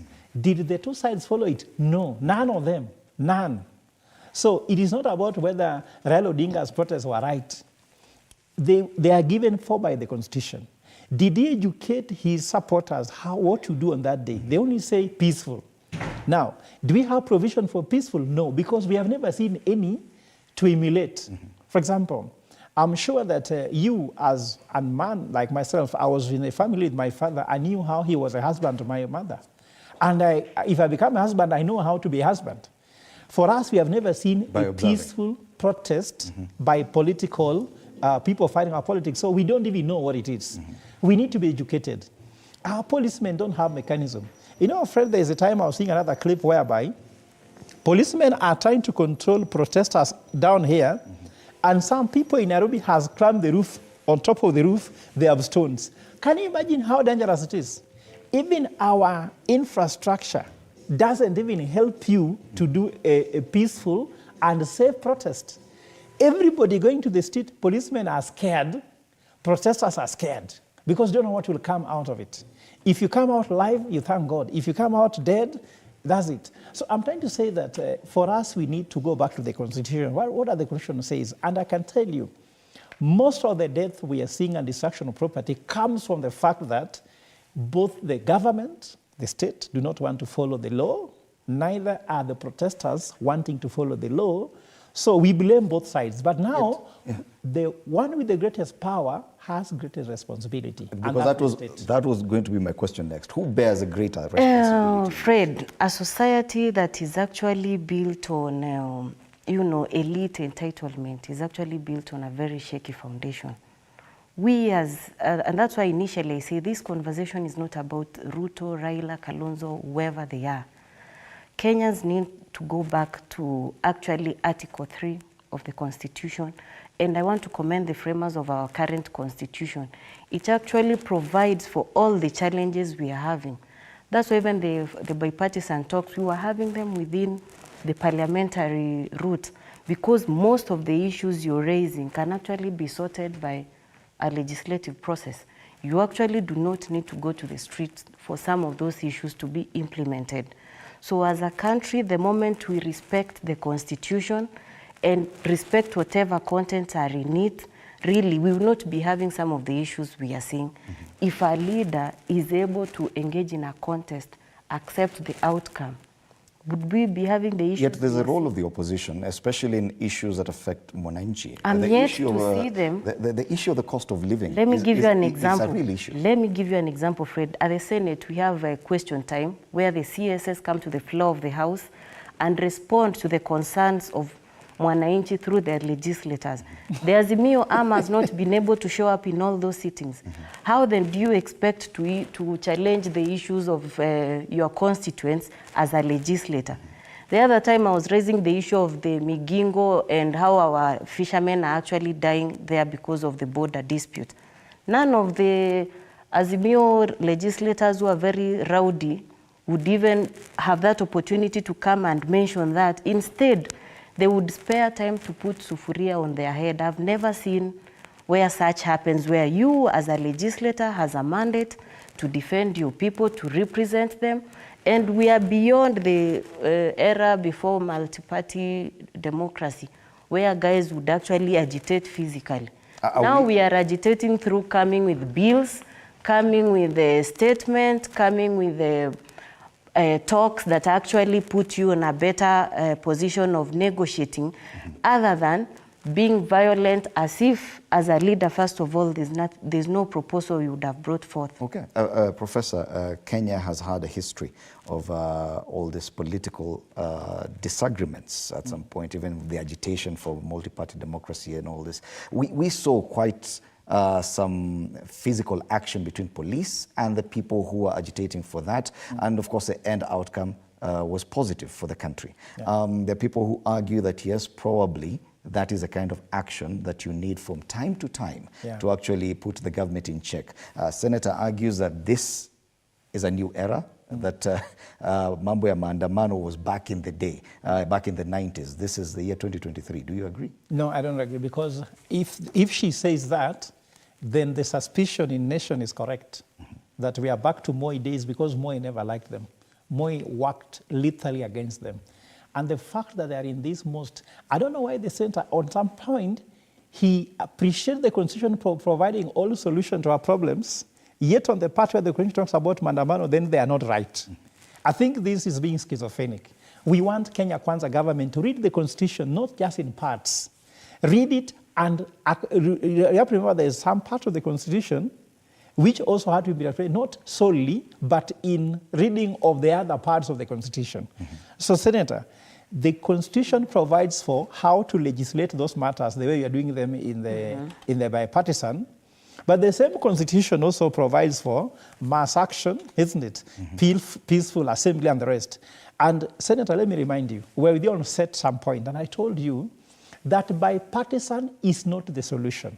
And remember, I talked about Kenya being a multi-party democracy. We have to go for multi-partisan approach. And this multi-partisan, we will make Raila Odinga weaker if we go to bombers whereby we have civil society, we have religious leaders, we have the private sector, we have all sectors of the economy, plus the politicians sitting down and say, excuse me, for us as business people, we are not happy when you go to the street. You destroy our property. Religious leaders talk about the issue of religious division, which is going on now. You understand? And that should be able to solve the issue. And I want also to state the following, which is, for me, is very critical here. The reason why we are not going to allow Kenya Kwanza do what they are doing as civil society is this. The people talked about cost of living, which is among the agenda to be discussed in the bipartisan talks. Then as we are waiting for that discussion to take place, they go and pass the Finance Act, which means that Finance Act was meant to increase cost of living, yet we are supposed to be reducing it. So we ask ourselves, how much time do you want us to give you? They are telling us to give William Ruto time. It took him how many days to reverse all the subsidies that were there, isn't it? Why is it taking too long to make it easy for us? It takes him short period of time to reverse all the gains we made, isn't it? But to reverse back to what problems we have, he needs more time, like more years. According to me, subsidies have been reduced, be removed completely, isn't it?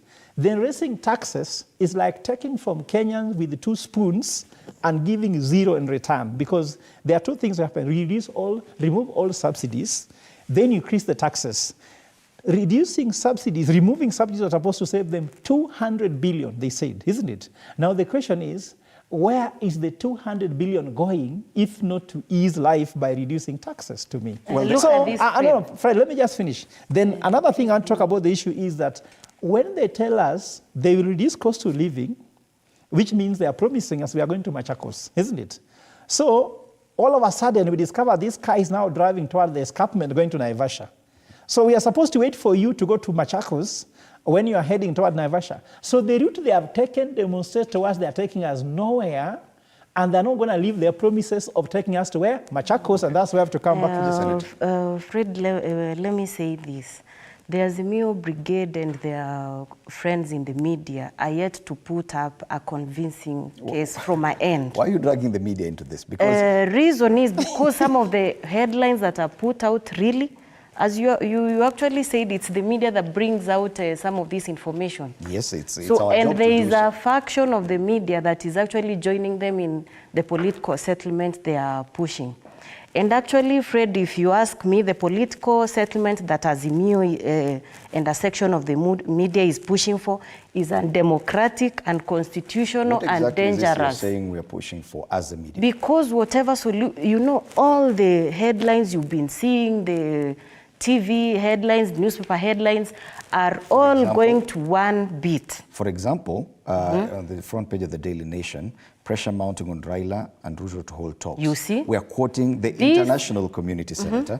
It is not the media saying that these leaders should sit down. Who is this communicate? Let me ask you. It is our role to communicate what's happening. The same as Even when religious leaders commented on the same last week. Let me comment. The same as Azimio said they are no longer interested in the talks. And we were out here saying, okay, come, we are very open, we want to communicate. They say they're not interested in the talks. But when President William Ruto is actually having very many bilateral engagements to open up Kenya to the international world where we can do business and have opportunities, now I would expect the media to really hype the story about this government agreeing. Allow me on this platform to defend the media to some extent. Let me also complete my statement before you defend. I would expect the media to hype the story about county government having the county aggregation industrial parks, whereby we are going to have youth and women be prioritized. Okay. But instead, we will resolve to certain kind of headlines which want to show what Professor Ugola is saying from the civil society, that President William Ruto is clawing back on the gains which were made. Let me ask you, even with the subsidies we saw in the previous regime, did you ever see any unga that was costing 100 shillings in supermarket shelves? Well, the role of the media is simply to inform the public of what is resonating with them at that point. On the page 10 of the Standard, Ruto's dilemmas, dalliance with Russia, Iran, and settles the West. And it's a full page explaining Kenya's foreign policy, according to Kenya Kwanza, who they're dealing with, and what gains they stand to, the country stands to gain from that discussion. So allow me to say that some of your accusations against the media, I think... and that's what I'm saying, a section of that media is actually pulling the side the Azimio Brigade wants us to go. Okay. And I told you their calls for whatever that is happening are not genuine, because we had an opportunity at the bipartisan talks. They withdrew on the basis that we were not, you see what the professor is saying. We had an opportunity for them to prosecute their case at parliamentary level, but because their calls are not genuine, they have an hidden card that they wanted to use these talks for, derail them, then come out and say the Kenya Kwanza side is not committed to the talks. Now that we're on this discussion, let's talk about the international community, because part of the calls for the parties to come to the table. I know every time this is mentioned, come to the table, there's always that handshake expectation. Yes, because let me ask you, Fred. None of these organizations are talking about a handshake. They're talking about dialogue to resolve a political impasse, to which is the kind of crisis we see right now. Now they're saying it's cost of living, but these talks are, whatever they are calling is political. Kenya Kwanza administration right now is unable to move on because even the Finance Act is still in court. It has been suspended temporarily. And that is a crisis. Last week we had the Catholic bishops calling for the same. That what I want to understand, Fred, what are the talks about? Because if it's about the president sitting with the leader of opposition, that now that sorts the cost of living, I do not understand how, if today Honorable Ruto and Honorable Raila meet, how that solves the cost of living. Because members of parliament sit in the budget committees, sit in different committees which are actually putting these proposals we are seeing. How else would people have outside what would you say to the proposal by Prof about a multi-partisan approach? Not bipartisan, not Ruto and Raila, but bringing together different aspects and different representation of the Kenyan people. Civil society, to discuss the cost of living, or to discuss the outcome of the past election? Just give me a chance to explain that. No, So he should not be the right person to explain because he's representing the civil society and this is the international community which is calling for this talk. No, but we also... My call to the international community is to understand whether how President Ruto sitting with Raila Odinga brings down the cost of living. Okay. Senator, you talked about multi-party. Yeah, so what I meant by multi-partisan talks here, Fred, there are things which I stated that since we had all these kind of negotiations, and we go to history, between Moi and Raila, they had an MOU. That was the two people, isn't it? It never really solved our deep-sitting issues. Went to Kibaki Raila, it was called Nusumkate, or you can call it the National Accord. It also didn't really solve our issues. Of course, it brought the constitution, but that's story for another day. Then between Uhuru and Raila, it brought what is called the brotherhood handshake, isn't it? What I'm talking about is that before we have a nationhood handshake, we'll still be solving problems between individuals. He has mentioned how Raila has been a constant player between each and every presidency. And that's what we are trying to say. When you go to discuss between the handshake between Uhuru and Raila in the foot of Arambe House, we don't know the details. But now, when we go to a multi-partisan talks, there are some issues which are remaining. For example, now you see what happened in Sondu, where some people were killed and Kindiki was there. And you know, because we are investigating the case, we have taken it to the UN Security Council. I've already filed a case there. He said the policemen should stop being biased. That statement is very important because there were locals who were fighting. The policemen should stop being biased. Means there was a side the policemen took. Security forces took a side. And if I look at the trend of people who are killed there, you see many Kisis and Luos who are killed as opposed to the Nandis and that area. That thing has a Akumi report. Akumi did that investigation and did a report in 1991 on what is the way forward to solve the squabbles there. You understand? No one has implemented the Akumi report. The election issue, Kregler came up with the recommendation. And he mentions, the report mentions media largely. It has never been implemented. One of them was that, for now, IBC was supposed to be in office long before the election, prepare all this done. Now Kenya Kwanza went and removed commissioners from the IBC, isn't it? Then opposition reacted by saying, now there's no IBC. As we speak, their constituency should do elections, the awards win the election, and there's no IBC. And now we are moving towards the election slowly by so every day we are moving towards the election. Now they'll come out with an IBC which is makeshift last minute to be completely ineffective, to be controlled by the state. Can you imagine, Fred? IEBC, Independent Electoral and Boundaries Commission, has to be decided by politicians. How independent are they? So what I'm trying to say is that multi-partisan should talk about all these historical issues and resolve them once for all, because if you don't resolve them once for all, you have an issue. Then on the media, just a comment. Just before, this will be very quick. Senator, the issue here about the bipartisan and multi-partisan talks is that Kenyans are looking to the leadership. And for example, in the Senate and the National Assembly, you, for example, you are part of the bipartisan approach that has failed. And when we see that failure from then it leaves the common mwananchi at a very helpless position. That when the elected people and people we've put in positions of power, given this opportunity to actually give us a way forward, whichever way that is, the Senate and the National Assembly, they have failed. Let me ask you, and I'll be very, I'll keep saying this. The Kenya Kwanza side has been very committed to those talks. In fact, if you monitor the last two sittings we called our colleagues to come and attend, they didn't show up. You know very well, IBC issue, the committee has no mandate. We have a constitutional timelines and procedures of how that issue should go about. There was a panel that was to, deal with that issue. As Prof has actually mentioned, we have pending by-elections, like the case of Banisa and other ward areas which need representation. So are we going to say that exercise is not going to proceed because Kenya Kwanza and Azimio side of the talks cannot agree? The constitution is there, and I said it sorts out most of these issues we are having. their timelines over the same. So it's not correct to allege. Yet some of these issues are political. Political problems need political solutions. You are the politicians. But let me ask you, in leadership positions. Let me ask you, how do you solve the issue of someone who has come to a contest, not accepted the result? It is Whereas political. We have a constitution that clearly says, and they followed that channel, they went to the Supreme Court to challenge the outcome, and the matter was canvassed and completed at that point. Okay, friend, let me tell you. There's a comment I wanted to make just before. And I want to first of all defend the media. I'm a media expert, Fred. First, by the way, I've trained so many media people. And I don't want to mention their name, there are very many of them.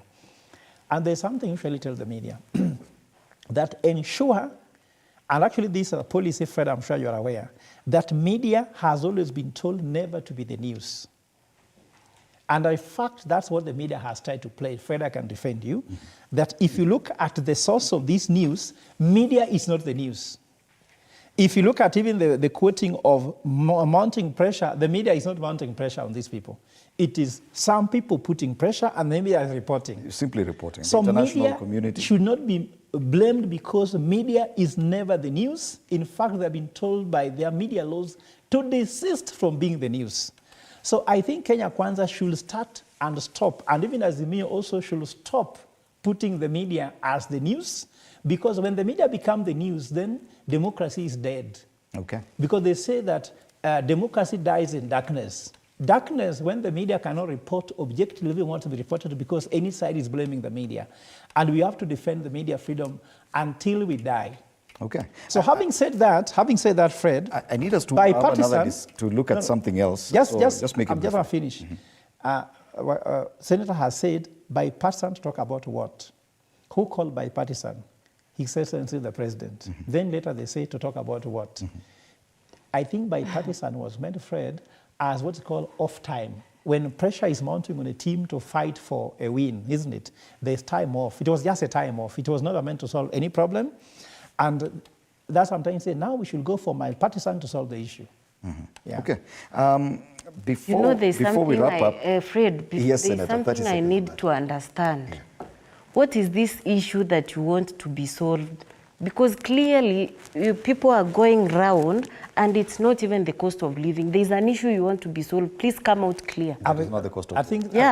I think for me, what I've said before, if a member of bipartisan is questioning what to be asked, it means it was never meant to do anything. It was just a time off. Okay. I've just called And it. really, you want Prof. your and issues Senator. to be addressed and you pulling out of the talks. Where is the goodwill then? Okay. Political solutions definitely need political problems need political solutions. There's one more headline I'd want us to look at because this is something that emerged over the weekend. It is unprecedented, at least in the Kenyan situation. And this, the People Daily has captured it on the front page. Uhuru saying, "Keep my family out of this." We're talking about the squabbling or the exchange that you're having between the retired president and the current president. We've never seen this before. The Star has also talked about this, why Ruto, Raila and Uhuru war is a risky gamble. We've only had 5 presidents in Kenyan history. It is an exclusive club. Yet we are seeing a situation where the only 2 members of that club who are still here with us, the other 3 having already left, are not able to sit down and resolve the differences. The only person who understands presidency in Kenya is either President William Ruto or President Uhuru Kenyatta. Yes. No other person alive in Kenya today has been in that position. Yet those 2 appear to be at loggerheads. What does this portend for the country? We've seen what has happened before in other African nations, where this cycle of revenge from one leader to the next has led to quite some trouble. Senator? First thing I would say, no one is actually above the law. Whether you're a legislator, whether you're the president, whether you're a former president, whether you're whatever person you are, no one is above the law. I do not understand why when someone's son is caught with 42 million and firearms, it should be an issue. Who is protecting the sons and daughters of ordinary people in the villages? You're the same person leading peace missions outside the country. In your own country, you're sponsoring maandamano and burning of your own country. It's only someone who does not have love for his own country that would see his country burn into ashes. Well, former President Uhuru Kenyatta handed the sword to President William Ruto. He needs to respect the will of the people. On this issue, we're seeing and it's the family of the former president being dragged into this. My question is, there is a problem, definitely. Yeah. The two people who are at that level that no one else has ever been in this country, how are they not able to resolve the differences for the sake of this country? Yeah, so Fred, this is a very important question, and I don't want a senator, I won't allow the senator to wish it off with politics. First of all, Senator, let's agree, it's not a good thing when when you're watching your grandfather fighting with your father, because William Ruto is our father at the moment. Mm-hmm. And being that President Uhuru Kenyatta has retired, he's like our grandfather. When you see your grandfather fighting with your father, which side you go, it becomes very difficult for us. Even me, I do not know. Because should I side with Uhuru? I should not. Should I side with the president? I should not. These are respected people. It's about lineage. First president, second, third, fourth, and fifth. In fact, someone tried to call him president. He said, no, I'm the fourth president. I'm not the president. But he shares the presidency. In the US, the presidency, whenever you're a president, you even share intelligence with you. Mm-hmm. So I also presume somehow there's some intel that the president should be giving to the former president and the former president should be giving to the president. There should be some sharing. We expect them to work together. Then the other thing which is interesting, Fred, very peculiar again, that the former president was the president and the current president was the deputy president. Mm-hmm. That should even make it that these people should have been working much better. Unfortunately, the former president, this is now where we are, took a stance about his succession, which sometimes that should be where the whole thing began. And then, unfortunately also, that the current president did not forgive his predecessor for having taken a stance. Mm-hmm. And that's what the speech the president, maybe he was talking to himself when he was in Nigeria, when he told the president of Nigeria by saying that once you win an election, you are now the father. Mm-hmm. Forgive the other side which were not with you and unite the nation. So for me, there are two people here. If a mistake was made by the former president by taking a stand on his succession, let him be forgiven. Because we're looking for a solution, isn't it? Mm-hmm. And the president can forgive him and become the bigger person, magnanimous. Magnanimity is now called not on Uhuru Kenyatta because he missed that chance already by taking a stand on his succession.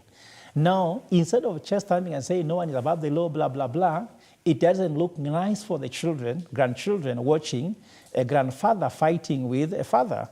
We want peace. In fact, President Uhuru Kenyatta, I call upon you to tone down on the issue, and at the same time, we call upon the president to be magnanimous and tell them, I will protect you. If you say I'm protecting all Kenyans, the security of Uhuru Kenyatta is equally important as every other Kenyan, and they should be protected equally. So saying I'm protecting other Kenyans and I'm not protecting you doesn't look nice. And also, as former head of state, he has more to lose because, of course, in the US, Obama has the highest security as a former president because he was a black president. And some people are just annoyed that as a black man became president, they would like to kill him, even if he's already retired. So we have those things, he has to be protected. At the same time, what we need is that we also don't want these things to be a smoke screen.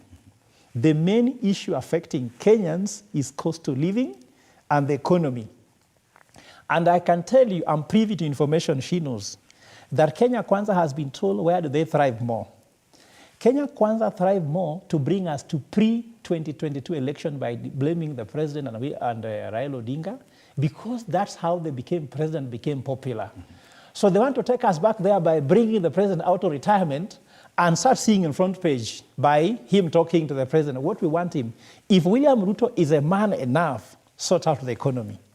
Ensure unga is cheaper, electricity is affordable, fuel is better, People have access to education and health. This is what Kenyans want. The side shows with your predecessor is not solving an issue. The same thing, Raila Odinga is becoming popular because Kenya Kwanza government is not performing.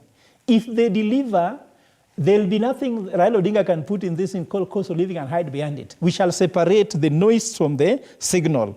Okay. When you deliver, we shall see whether Raila Odinga is just focusing on the election or cost of living. But for now, they look tied together and we have no means to separate them.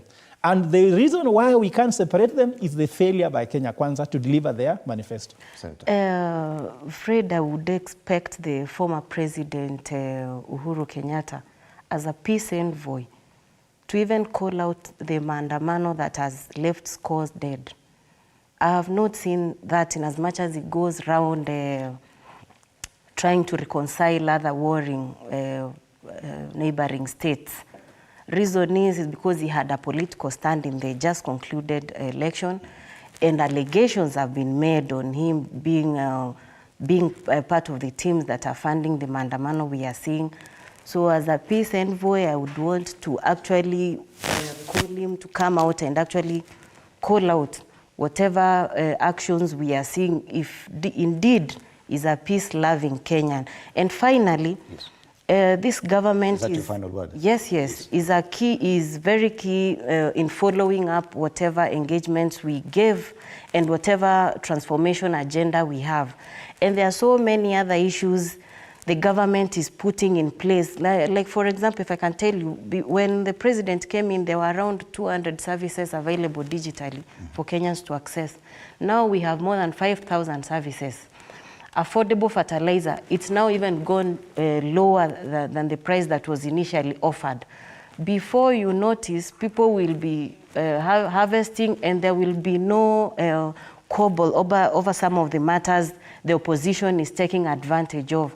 The president has been in very many bilateral engagements with powerful nations like Italy, Japan, Canada, and they have signed very serious agreements which open this country to many opportunities which our citizens can take advantage of. Okay. So it's not right to just say, this government is draining whatever gains that were made. We are actually improving when you look at some of the issues I've mentioned. Okay. So I would want to commend the administration for whatever measures they are putting in place to accommodate Kenyans who want services and at the lowest level. For the first time, county governments have received their disbursements.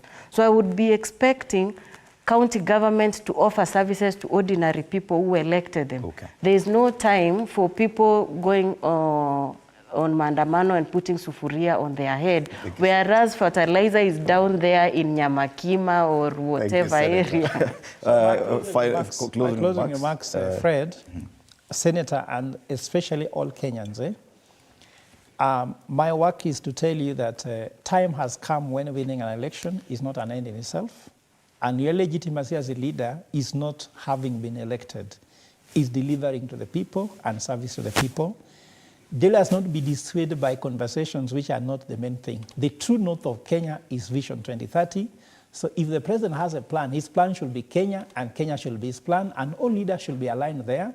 And then lastly, let us also blame ourselves that when you're electing the presidency, during the election, don't focus on the presidency conversation too much, that you know who is your MCA, senator, and governor, because even if the senator says that funds have been disbursed, in whose hands are they?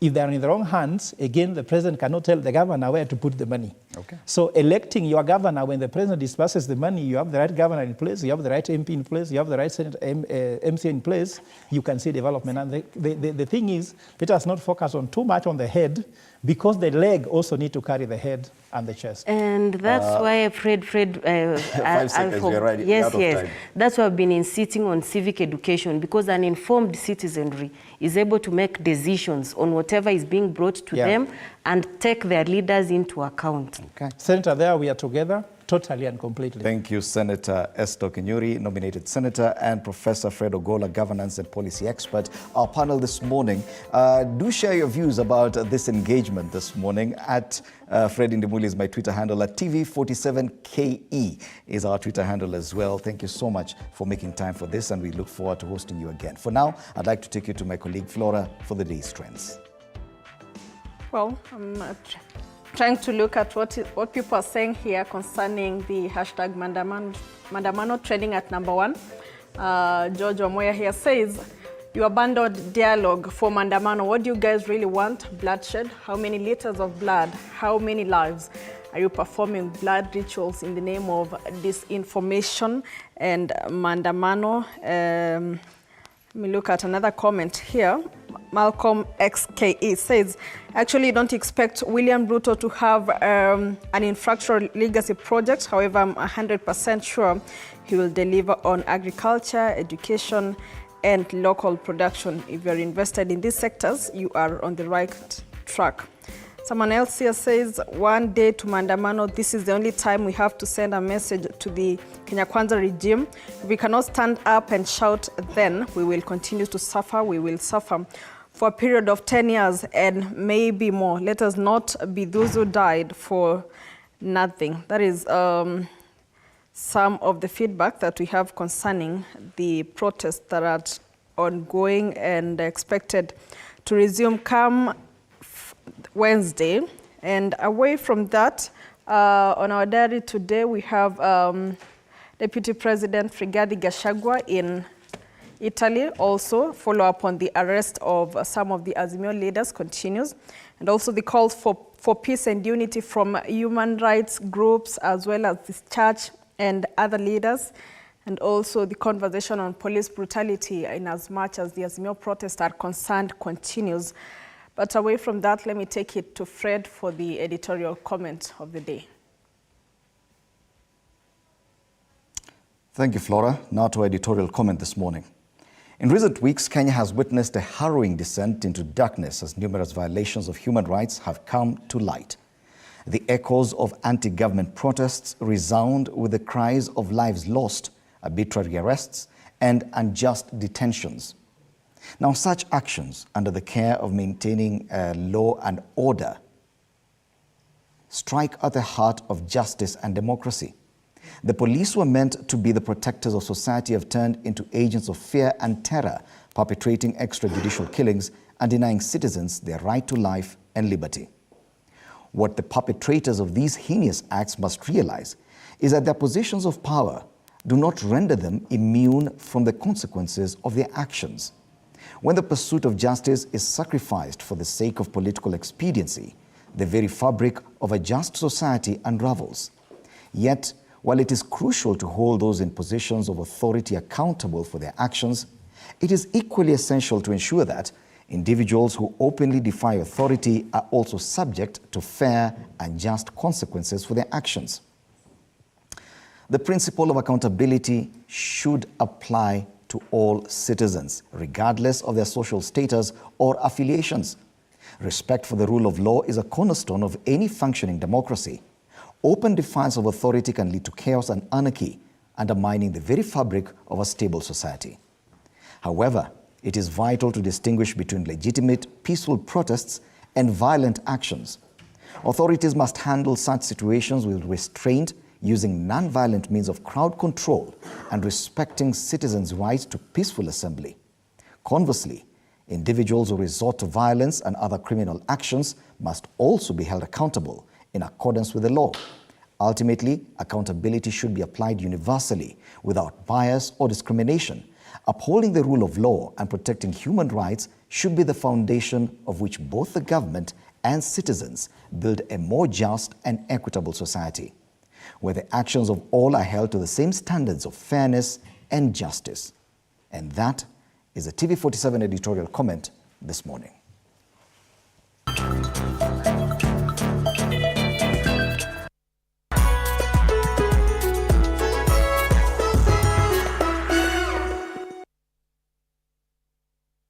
Do you want want to advertise your business or product and you are on a budget? Then Marquee Africa is the site for you. To advertise, upload a picture or video clip of your business or product and let the clicks get you clients. Get 4,000 clicks for as low as 1,000 bob. Get the app on the Google Play Store or iOS App Store, or visit the website www.marquee.africa. Terms and conditions apply.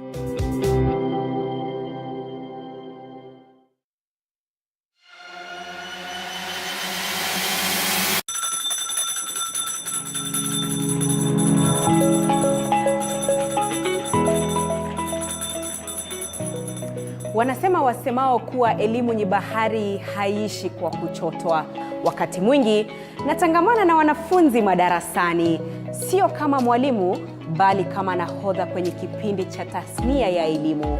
Na iwapo utanikosa madarasani, basi utanipata nyanjani nikisaka habari zenye usawa, ufasaha na ukweli. Na iwapo utanikosa nyanjani, bila shaka utanipata studioni hapa nikisoma habari na kuendesha mijadala mikomavu. Mimi ni Andrin Kilemi, mpenzi wa lugha ya Kiswahili na elimu kwa jumla.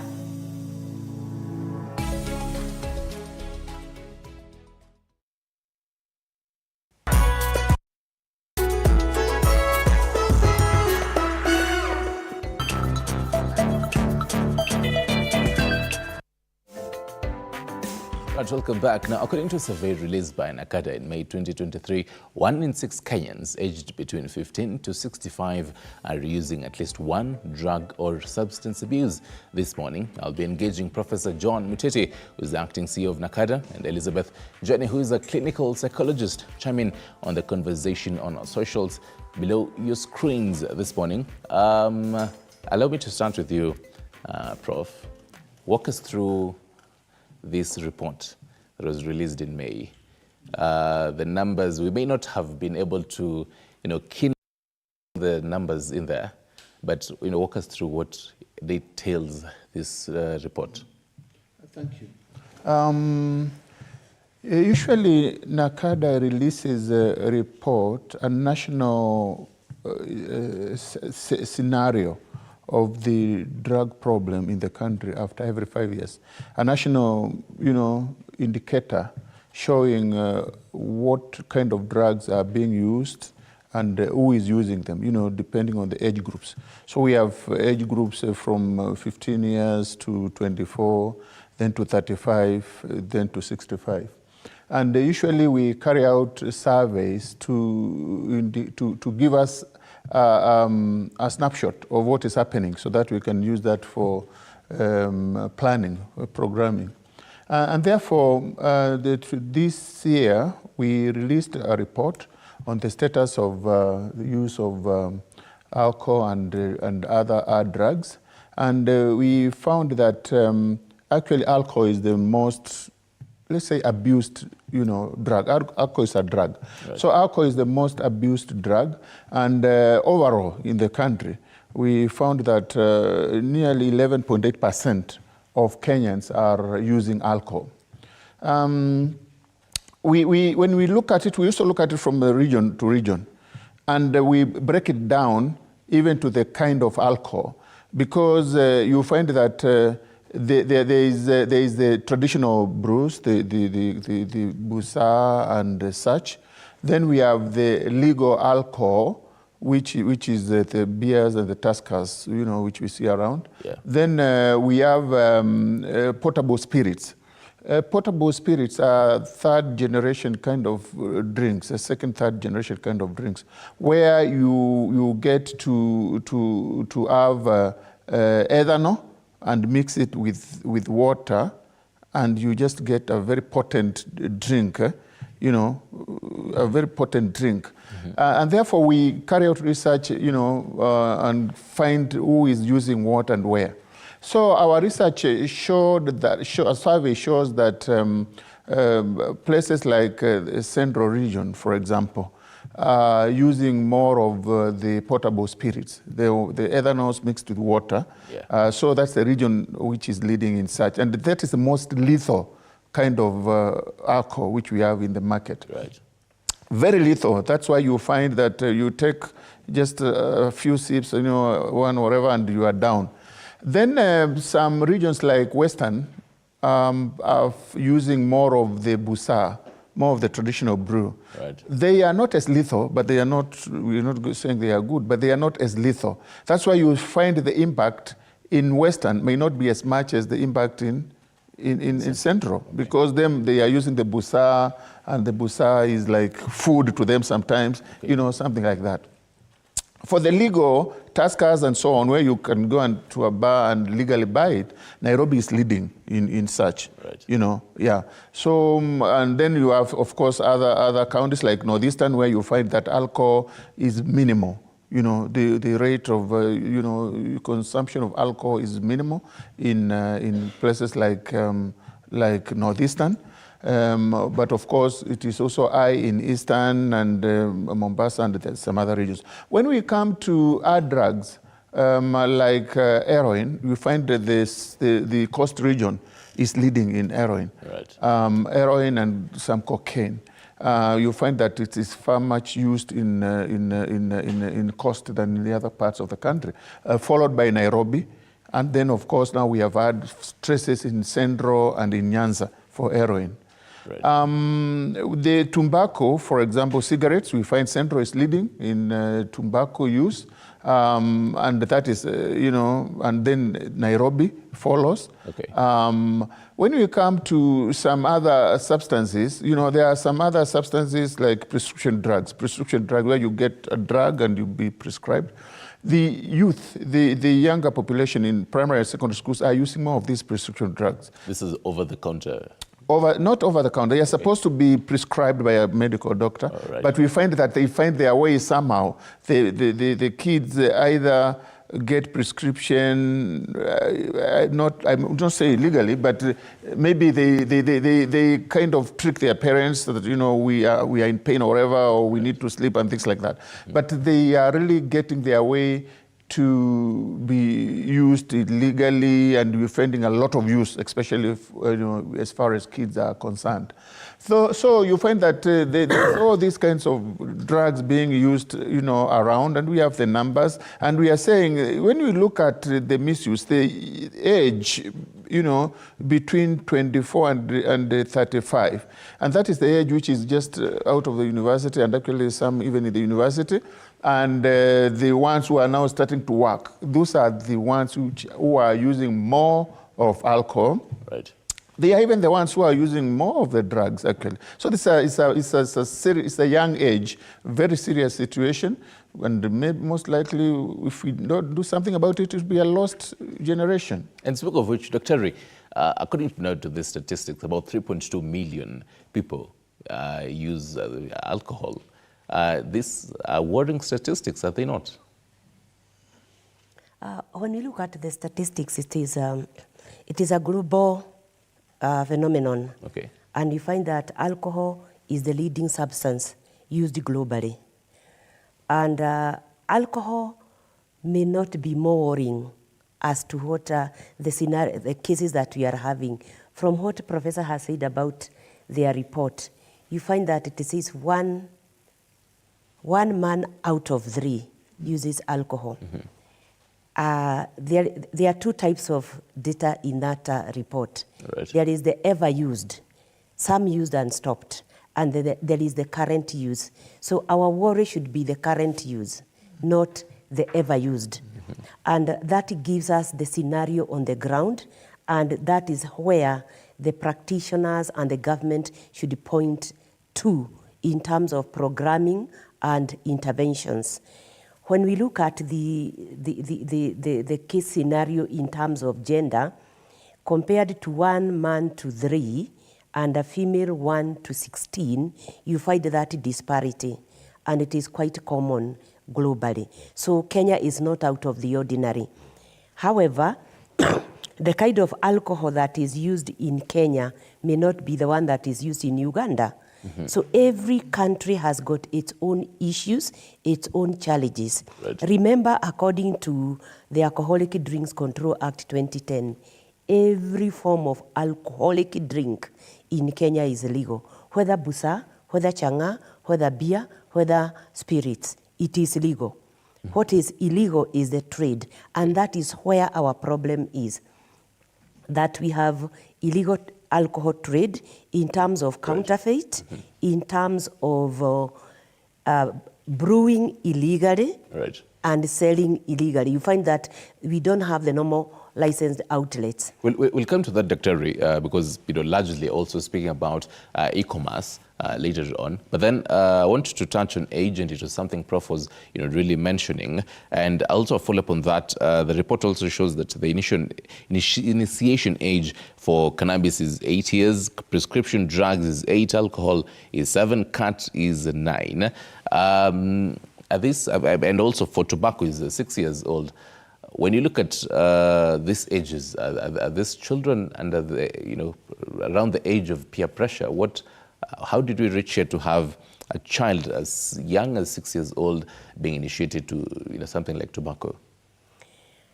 For the age of initiation, age below 10 years is not under peer pressure, but it is modeling. Most of the cases, you find that the children are drinking or accessing these drugs from homes. If you go through that report, especially the primary school report, it shows that living with a parent who is using is a risk factor. And more so if you are living with a single parent who is a father. Not that fathers, they are the one to initiate, but look at their parenting skills. They are not more into the parenting compared to women. And the same parent is using substances, the child is bound to use. Issues of control, measures, supervision, and monitoring of the same child becomes a challenge. When you look at their use, alcohol, tobacco, cannabis is not more compared to the prescription drugs, because prescription drugs are leading in the primary schools and they are second in the secondary schools. What does that tell us? There is a paradigm shift from what we called the normal to now a new situation. Because if nothing is done at the moment, in the next 10, 15 years, we shall have a crisis related to prescription drugs. And you ask whether they buy over the counter. One scenario is that we have those who are streetwise because they are used to it. You go to a hospital, we give you a prescription, and it is open. When I say open, it means that you are taking drugs for a period of time, and the same prescription is the one that you are using to buy the drugs. So what happens is that you cannot give medication for more than a month. I'm taking for 3 months. So I come to your outlet, you sell, you do not mark that I have bought for 1 month. I go to his outlet, I buy, he does not mark. So that prescription goes round throughout. And they know this prescription can give you a certain high. So they go to sell in the streets. What is supposed to be done? The chemists or the pharmacy, they are the ones who are supposed to block that prescription. So we are looking at a conduit from the drug user, which is legally prescribed to cater for, to manage their conditions, but it is being used on the other side. In addition to that, we have unscrupulous kind of traders. They know. And if you look at the kind of drugs that are abused, especially in secondary schools, they are drugs that will give you the same high as marijuana. And they know they don't need a prescription. They know the specific places to buy. But then it's easy to conceal. I mean, if I was walking in the school, inside the gate, I just have like tablets, it's easy to conceal. It is easy to conceal. And this is where our focus should be when we are doing public education, especially among teachers, because this is not supposed to be for children. It is for the adults, the parents, the teachers, any caregiver, that you need to manage the prescription drugs, ensure that you dispense, know what your son is suffering from when he comes with a sachet full of certain drugs. who prescribed and for what condition, Right. so that you also control it within the house. Okay. Where do we also keep our drugs in the house? If I take a drug and I sleep, my son here will realize, oh, that drug mom takes and sleeps. He would tend to use it even without me knowing. Okay. So again, our management right at home is also a concern. Interesting, point to note there, where we keep the drugs in the house. Prof, speak of matters even over the counter. There's an interesting drug. I believe it's an opioid, fentanyl. About 2 weeks ago, there was a trending video in Mombasa where there was the rampant use of this drug, and we did see the side effects of this. We'll really speak on largely on the whole side effects. But then, as Nakada, what are the numbers on what are the statistics? Is it reflected on this report? No. Fentanyl isn't, and we are yet even to ascertain if it is the drug which is being used by these people we see in the videos. Right. Fentanyl is a very dangerous drug, and I doubt, in countries like South Africa, maybe in America, in West Africa and such, it has been, used. It is a prescribed drug. I mean, it's actually a drug which is used in hospitals. Okay. More like morphine, Maybe she may know better about it. But it is a drug which is usually, used in hospitals. But if it finds its way out there, it makes somebody look like Ansobe. It gives, it makes connection. The way you connect, the way you think, the way you walk and whatever. Yeah. It makes. But of course, it gives that eye. That's why it is used. But we are yet to ascertain if it is the one which is being used by these people we are looking at, in Mombasa and so on. We are investigating, and very soon we will get a report. We have obtained samples. We're getting them to the who will now analyze them and find out if that is it. Because if it is, then it's a very serious situation. We need to find out the source and then cut the source completely, because if it gets to our country, then it's a very dangerous drug. And I can actually on that, because I was heading there. How does NACADA regulate this kind of behavior? We cannot, because this is the medicine. So this is something which is used in the hospitals. It will be very difficult for us to regulate. That's for the Poisons Board to do it. And therefore, what we do is that if it finds its way out of the market, if it finds its way to the illegal, to the black market, where people can now get it and use it, then we are able to detect, and then we are able to raise concern, and then we are able now to tell the monitor. So, we cannot say that this is a drug which is used in hospitals and it shouldn't be, used in hospitals. We are really, that is not our mandate. But when we find that it is being misused and it is getting to the market illegally, then we investigate and raise concerns and then work with other authorities so that we can control such. Right. Yeah. Dr. Even as you speak on the ease of accessibility on some of these drugs, paint us a picture on, he did mention that you may really be the sharpest of minds to give us a picture of the side effects of such a drug, fentanyl. One of the concerns that we raise as practitioners is the kind of reactive, we are more reactive in Kenya than proactive, because these are things that should have been in the mind of the people, that this can happen. If you look at the role of or mandate of NACADA, at times we blame the institution in a way that we shouldn't, because number one, they don't classify drugs, number two, they don't control, and they can only work with the agencies that are authorized to do that. Any prescription medication or any human medication, it is under the Pharmacy and Poisons Board. Remember, we are also using some of the drugs that are a veterinary medication. They are not supposed to be used by human beings. And therefore, these agencies should work together towards educating the public, if it is the Pharmacy and Poison Board, to ensure that the scheduled drugs, because they are scheduled depending on their potency and the effects that they have, like the one you have just mentioned, which I won't dwell on the name because, again, we have this tendency of educating people outside through the media.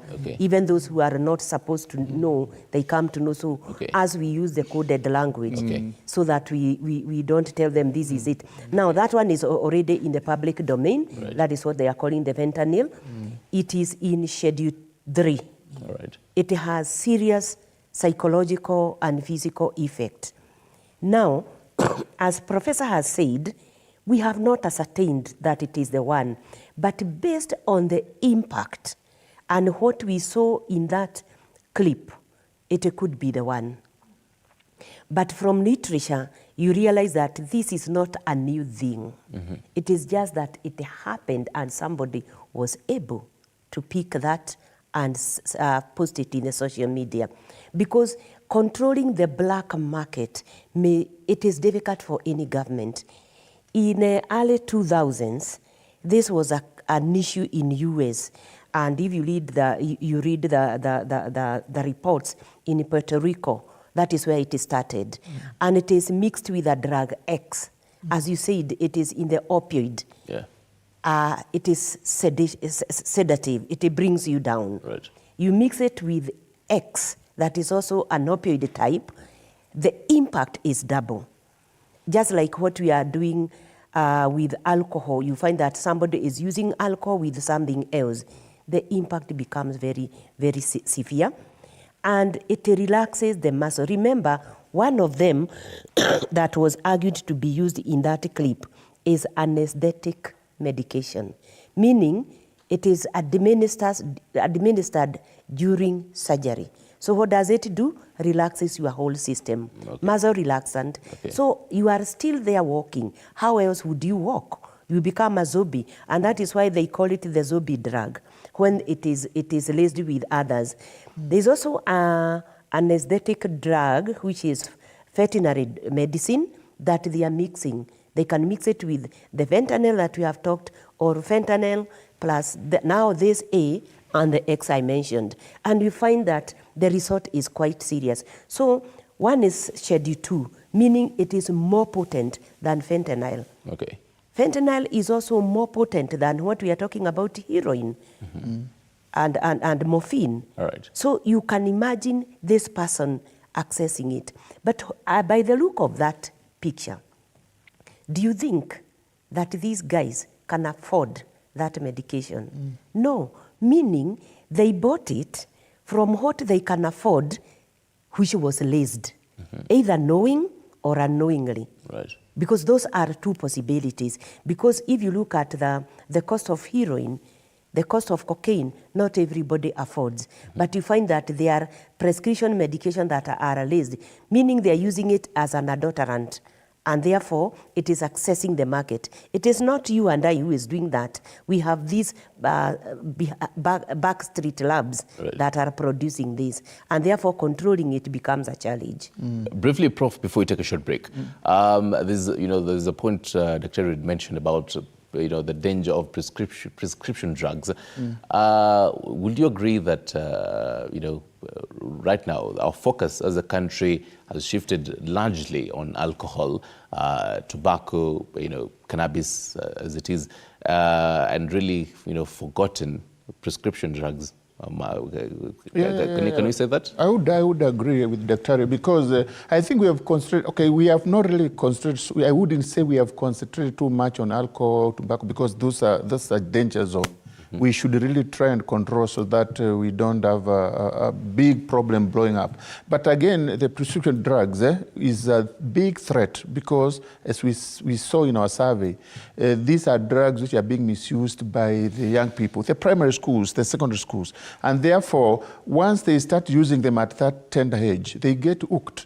You see, they get hooked. So you can imagine by the time now they are young adults and so on, it will be a big, big problem. And therefore, I think that we should also really look at these prescription drugs, control them, make sure that the pharmacies, the chemists and whatever are very strict as they issue prescription for these drugs, or as they dispense these drugs. Right. The fact that you mentioned very strictly, remember, even in our comment section, one person was talking about they really wish the whole matter of cannabis will largely be talked about here.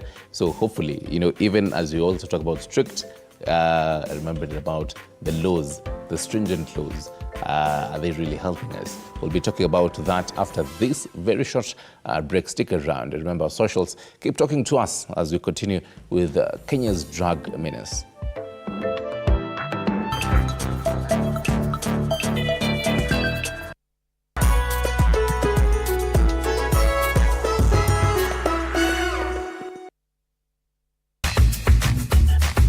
Today we are at Precious Children's Home here at Dawn Home, and we've come to give out some food donations and have a good time with the children over some lunch.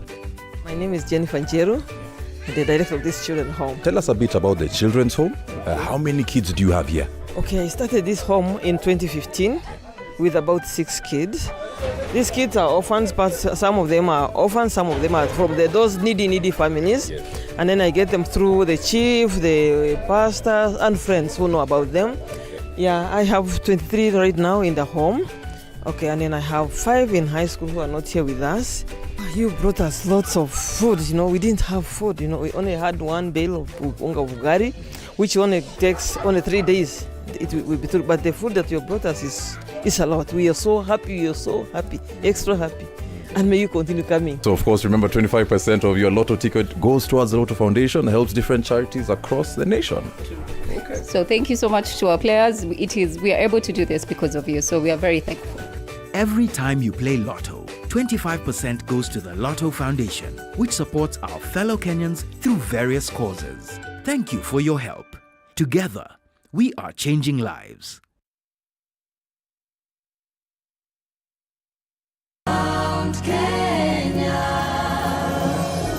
I am so excited to have joined MKU. The flexibility in the payment of fees makes education very affordable. With over 165 fully accredited programs and the state-of-art learning facilities, you literally have the world in your hands in terms of career choice. The learning is not only uninterrupted, but also supported through ICT. And within no time, you're done with your studies. Join us and start your career journey. Intake is in progress. Mount Kenya University, unlocking infinite possibilities. Mount Kenya.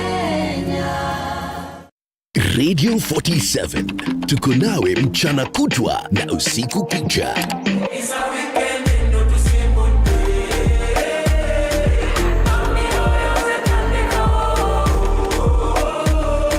Kelele wala tuja kuita nezi visa. Baila, baila, bailando. Baila, baila, bailando. Baila, baila, bailando. Baila, baila, bailando.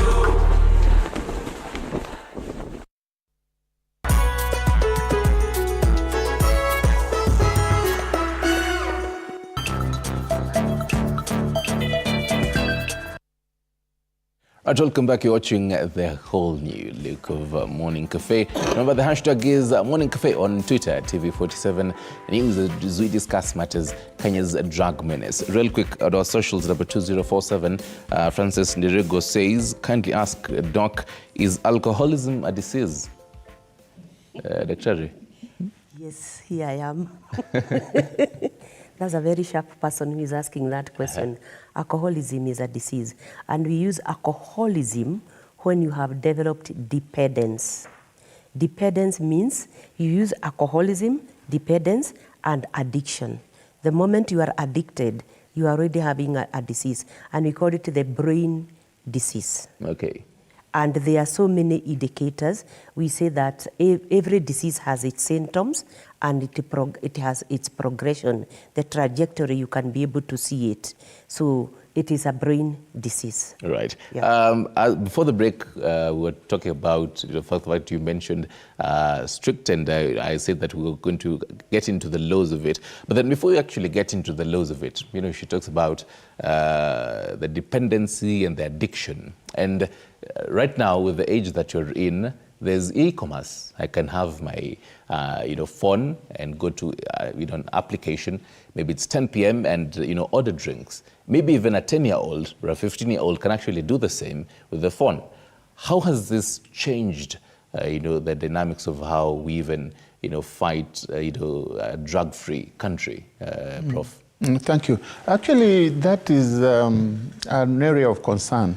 Of course, e-commerce is good for the country. It's good, because it makes trade, business easier, and even more cost effective. But when it comes to drugs, then you see we now can easily misuse these online sales.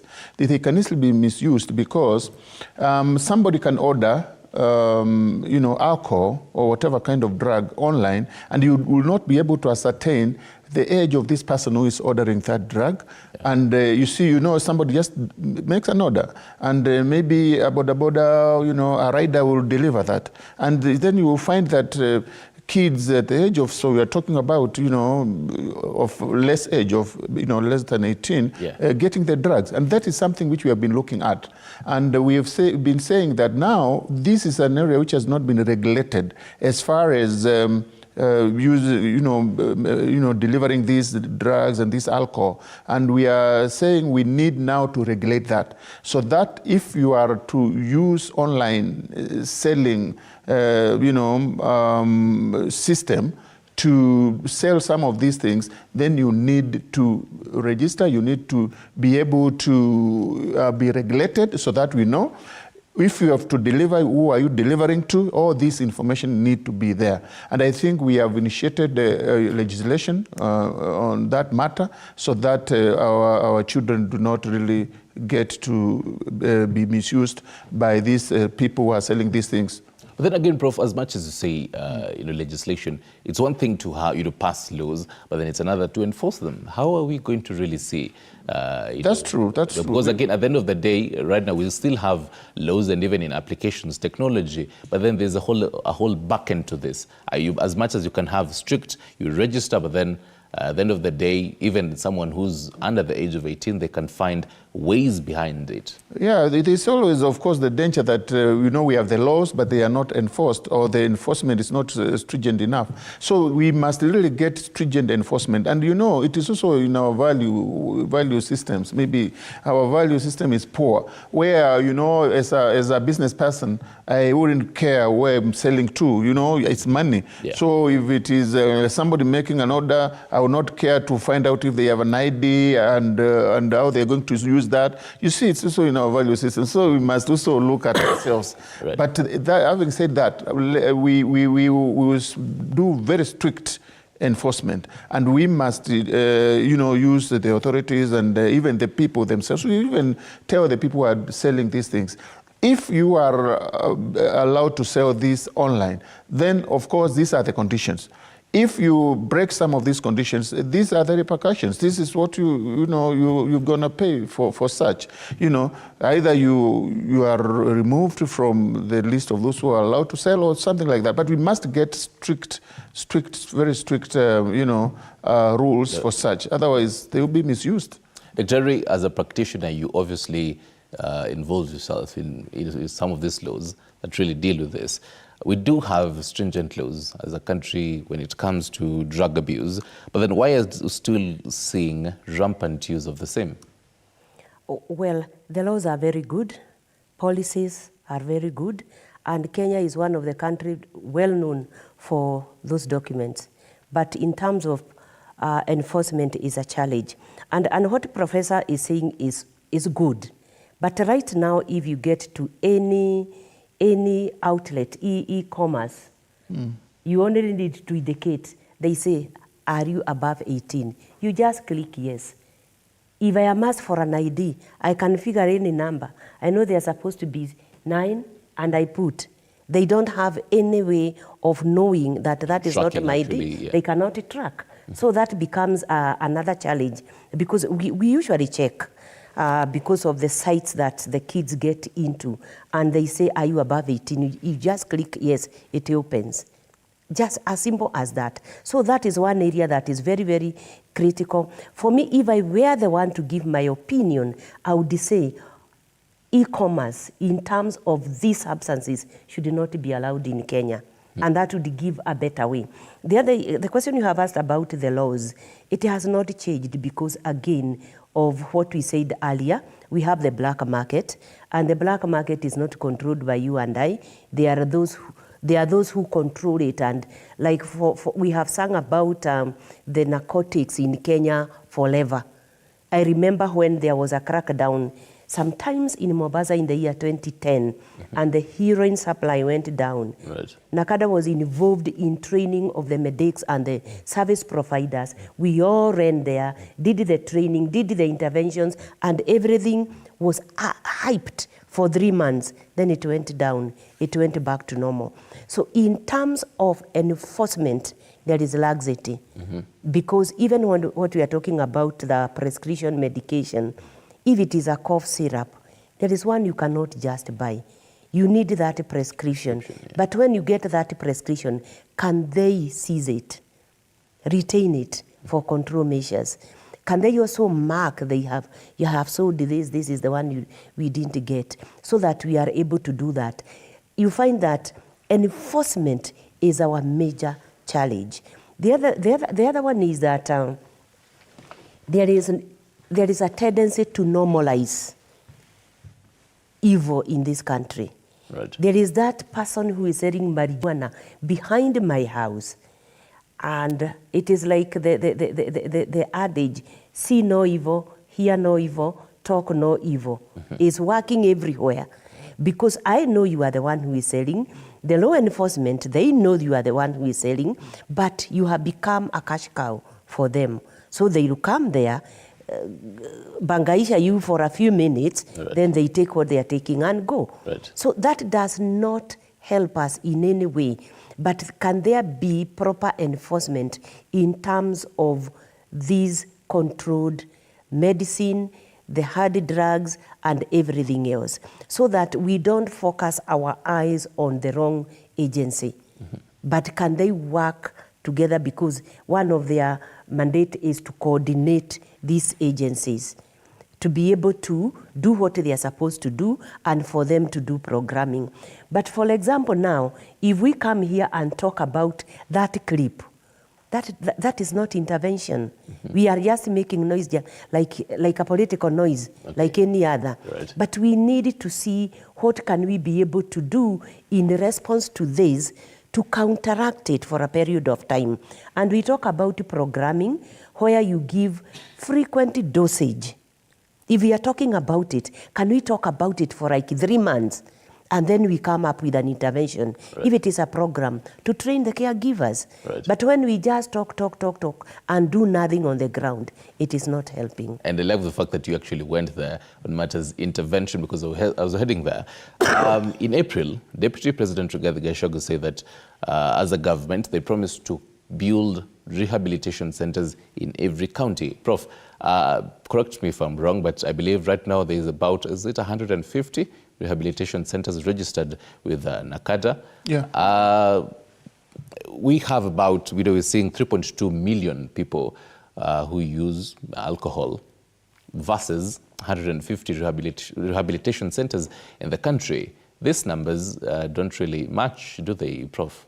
They don't really. The 150 actually are largely private rehabs. Okay. How many public? The public rehabs, the national government rehabs are hardly 4. You know, you just have... That's too low. Yeah, it's too low. But we have the count-based rehabs now. We have counties with rehabs, about 15 of them now so far. Okay. And we are saying that at least and we have other faith-based rehabs, you know, like Asumbi and some other, you know, rehabs which are run by faith-based organizations.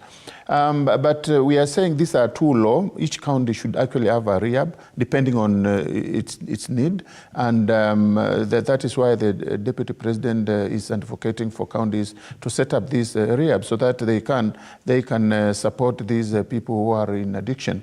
You find that the addiction, you know, there's the alcohol and there's the hard drug addiction. You find that the Counties are the ones who are licensing these outlets. By the way, the alcoholic outlets are licensed by the counties, and sometimes they do license them, regardless of the population and so on. You find, for example, you go to a village, a very small town, a marketplace with like 10, 15 shops. And out of those shops, you find that one of the shops is selling the normal unga and such. Right. The other one is a small hotel.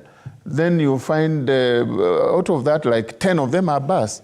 What are we talking about now? Should now the whole registering of these licenses be brought back to the national government? Not necessarily, but they should be actually, we are not saying that they must be brought back, but we are saying that they should be done in collaboration with all stakeholders, so that if it is a small marketplace, does it really need an alcohol outlet? Right. And then we set a system whereby we know that if this is a town with 10,000 residents, then it may need 1 or 2 bars, And then if we are doing the licensing, then all stakeholders, including the community, must be involved, so that it is not just somebody seated somewhere at the county or wherever and then issuing a license, because they will issue hundreds of those licenses because they are going to get revenue out of the license. Right. But then the revenue is not going to help much, because these people will get addicted. And therefore we are saying we need the community to say yes if there is any of these alcohol outlets which are to be licensed in the area. And before we get to the community and how the rehabilitation program really works, Dr. Ri, at the same time, the DP said and urged the MCAs to have and put in place, fines to really, curb, so that they have, fines for people who, produce and even sell illicit brew, basically. Is this going to really help? Yeah. You see, it's about what Dr. was talking about, enforcement. Mm-hmm. And we must come out clearly here that sometimes, and you just look at it and we must be open. If there is some illicit brewing, Dr. said that all brews are legal, but they are not, Dr. Even the Muratina, they can be legal, but the fact is they must get standards. So you cannot just go and brew them without standards. If you brew a Muratina or a Kaluvo, for that matter, and you have standards from KEBS, then that becomes legal. But if you go now to your house and just brew without any regard to hygiene, any regard to whatever, then that is illegal. That is what we call illicit, you see? Mm-hmm. And therefore, we are saying that these illicits, if they are being brewed, would the local chief, the assistant chief, the person who is there, would they not know really? Would the local askari, the OCS, not have information on such? I think, as she was saying, this thing is about, and we must say about, it's a corruption. If I know that so-and-so is brewing, I will pass around there in the afternoon and I collect something. Mm-hmm. If I know a bar is opened past hours, which is supposed to operate if it's 11, and you see a vehicle passing through there every day, and the bar continues to be open, what message is that? It goes back to what she was saying, see no evil, hear no evil. Yeah, and that's the truth. And unless we also fix that problem, right, it will still continue, because we are saying we are enforcing. Yeah. But again, us who are supposed to be enforcing are not enforcing strong enough, because we are looking at the other way around. We are not being strict. And the reason is because there are other considerations. Yeah. So we must now come up and say, what are we going to do about this? Why was this bar open before 5?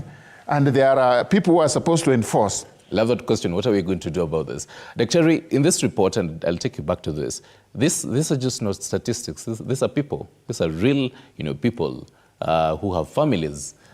They will go to a rehabilitation center, one of the 150 that are there. So how does this process from the first day, how many months, maybe even years, how many days should a person who is addicted go to a rehabilitation center? How does all this process work? And after, are they able to live their normal life and how they used to live without before they got addicted.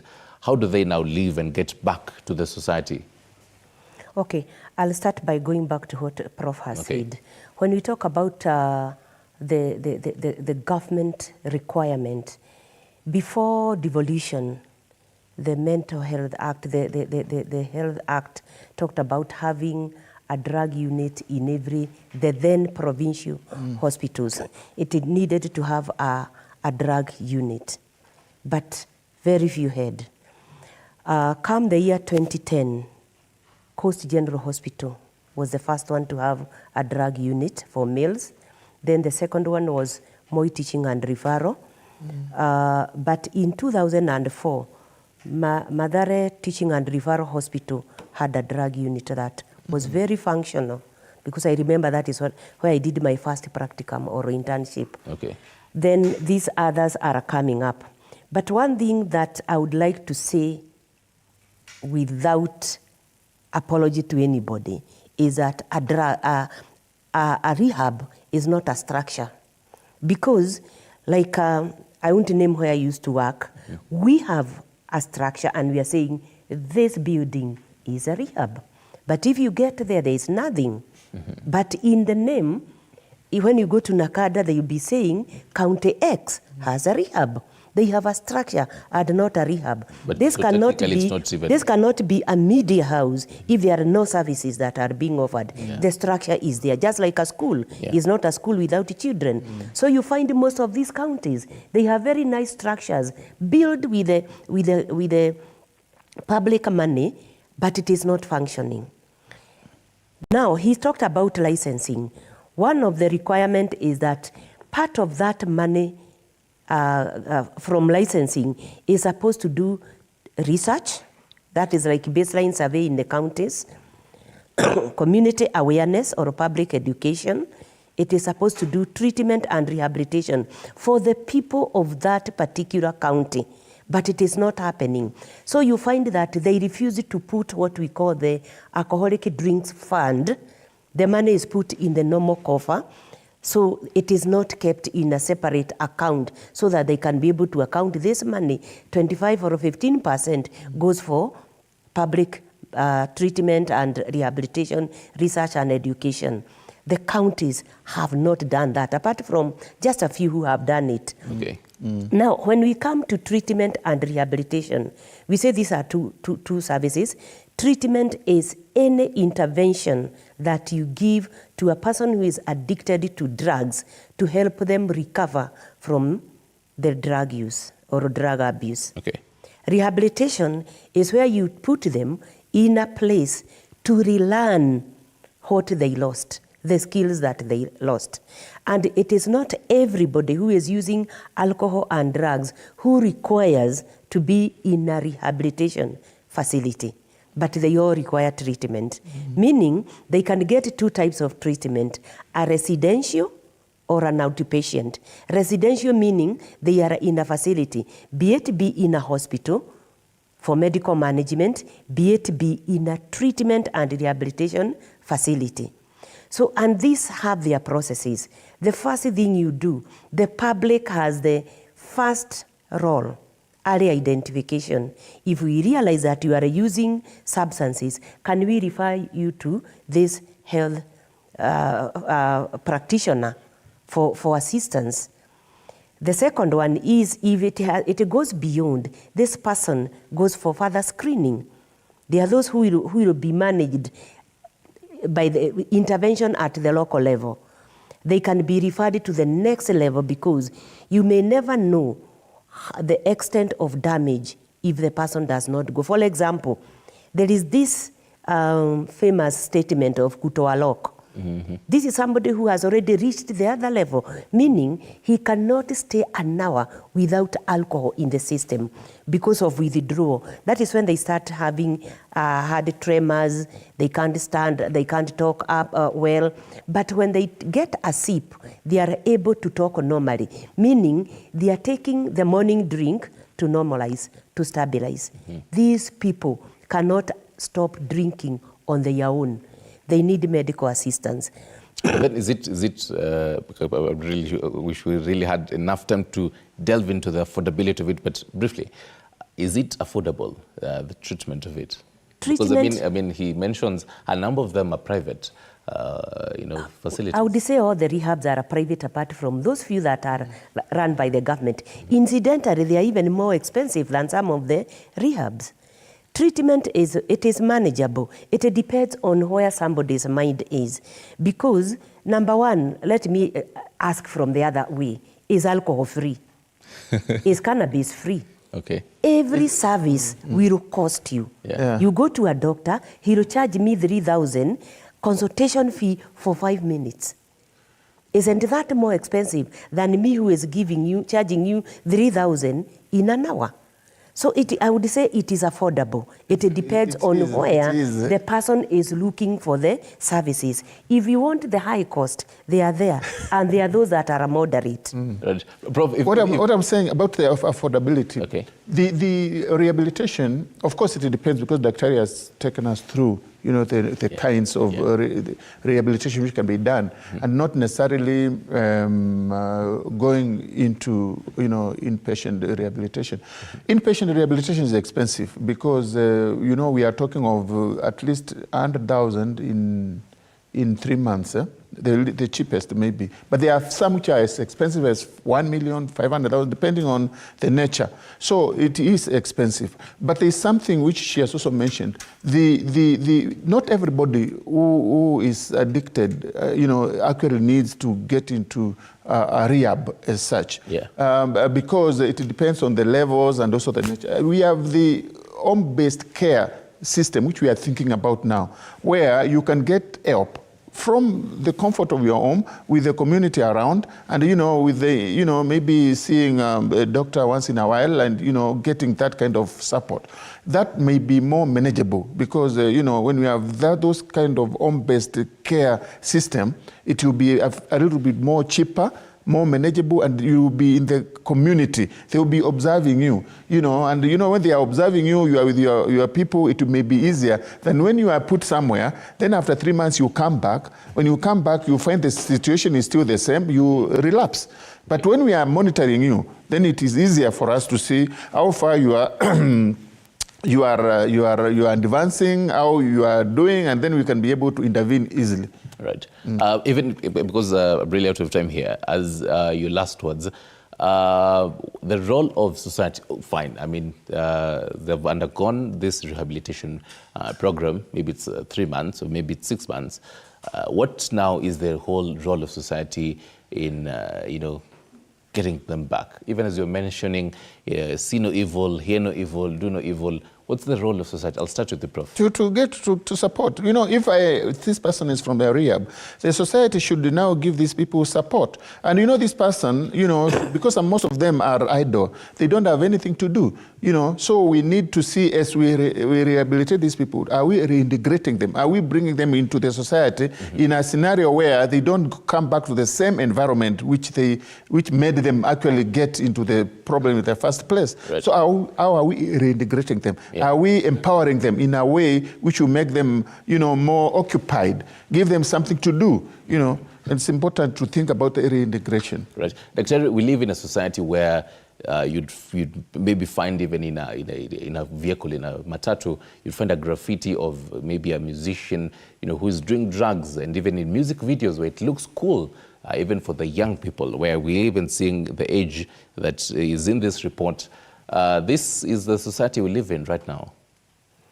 Yeah. It is interesting that we have normalized everything. One time I was walking from this Water Plaza down, and then I got a matatu here, and the vehicle that was in front of us was written Ndovu Huiwezi. And the person sitting next to me commented and said, for sure, an elephant is too heavy. But me, I know that language is not the ordinary language. Right. It is a drug language. Ndovu is a name for one of the drugs. Okay. So at the end of the day, you realize that everything becomes normal.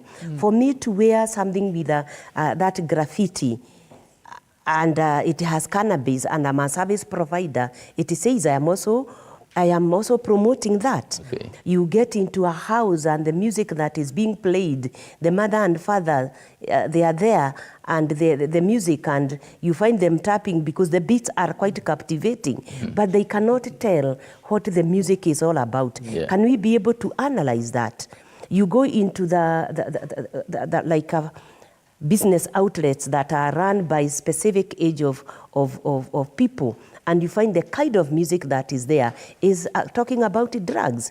I have to wrap up. I'll take that as your last word, because we really need to take a short break here and wrap up this conversation. Professor John Muteti, Acting CEO of NACADA, Dr. Elizabeth Njoni, a clinical psychologist. Thank you very much, Daktari and Prof, for having this conversation. Asante sana for your comments and feedback. I was able to chime in a number of them as we are continuing. We'll take a short break. We'll be right back to take a look at the diary in the 47 counties that we have. Stick around for that.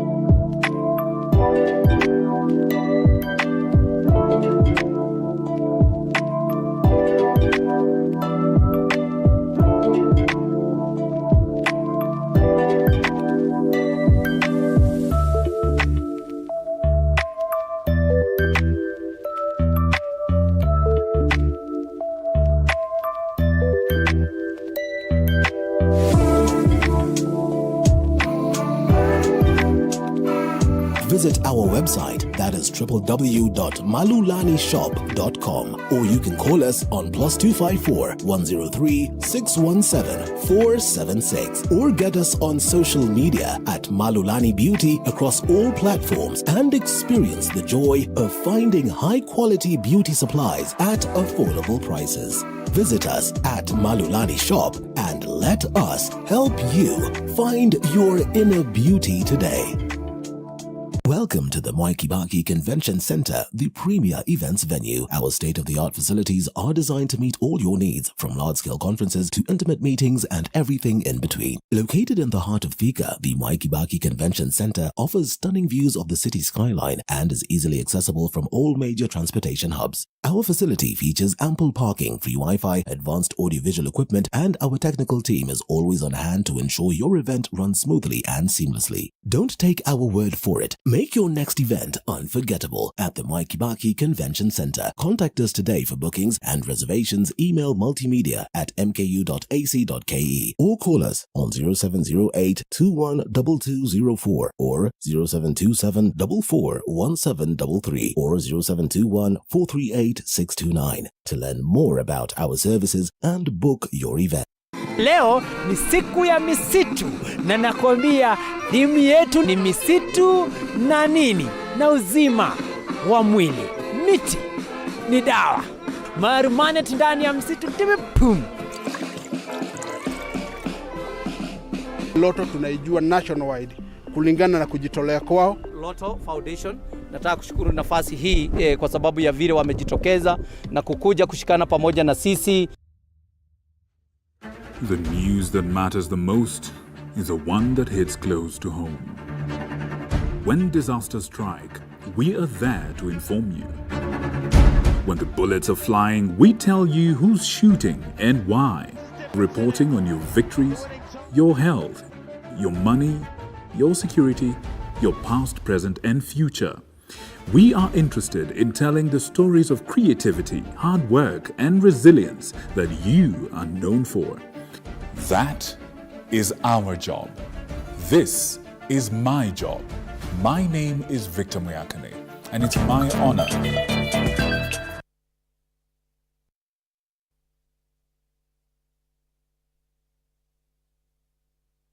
conversation this morning.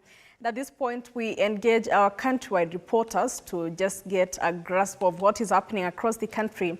As for TV47 here, we keep you updated on what is happening across all the 47 counties, including the happenings of the city. Quite a busy weekend that has been politically, in terms of sport. But we now link up with our reporters from different parts of the country to just update us on what is happening and what is expected in those different counties. But before that, maybe I sample some of the feedback from Facebook concerning our question of the day. That is, just a minute.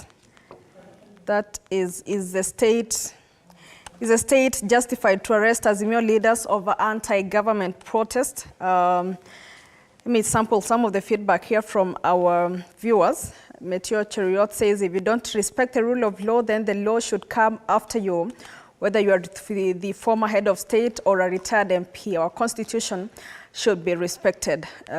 Someone else here says, Melly Dan, what we have in Kenya is not a demonstration. Instead, we have looting, maiming, and destruction of people's property, all in disguise of demonstrations.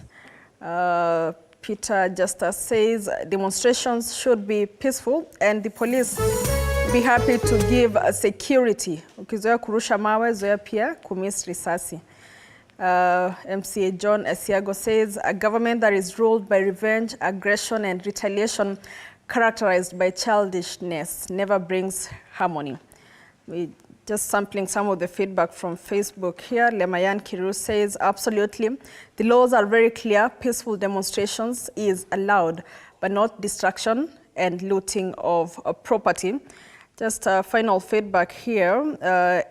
Zaza Aya says, it's totally against the law, and those found to be in the regime will one day face the full weight of the law, since now they are protected by the killer regime. Just some feedback from Facebook viewers there.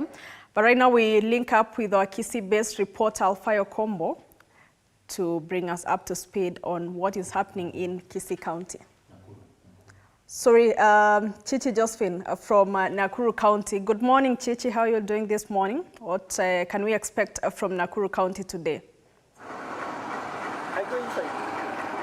Well, Flora, a very good morning to you, and indeed coming live to you from Nakuru County. And there are quite a number of activities that have been happening in this very county, but today there is also expected to be activities that will be happening today in this very county of Nakuru. And majorly here, the county governor, that is Governor Susan Kihika, and the ambassador of Israel to Kenya, that is Michael Letom, will be, of course, meeting up, and of course understand that the ambassador will be paying a courtesy call to the county governor of Nakuru, that is Susan Kihika. And of course, there'll be a lot that will be discussed, but the main thing or the main topic to be discussed between the two is about the spirulina, that is a cultivation, or rather the spirulina farming program that is ongoing in Njoro sub-county. And spirulina, it is an edible blue-green algae that is, of course, said to benefit. It has benefits for people with obesity, high blood pressure, cancer, and of course it's said to be adding vitamins into the body and also boost immunity. And of course understand that they have this specific, or rather they'll be exploring a potential partnership between the government of Israel and the county government of Nakuru, where they will be addressing the issue of malnutrition and also to enhance food security in this very county.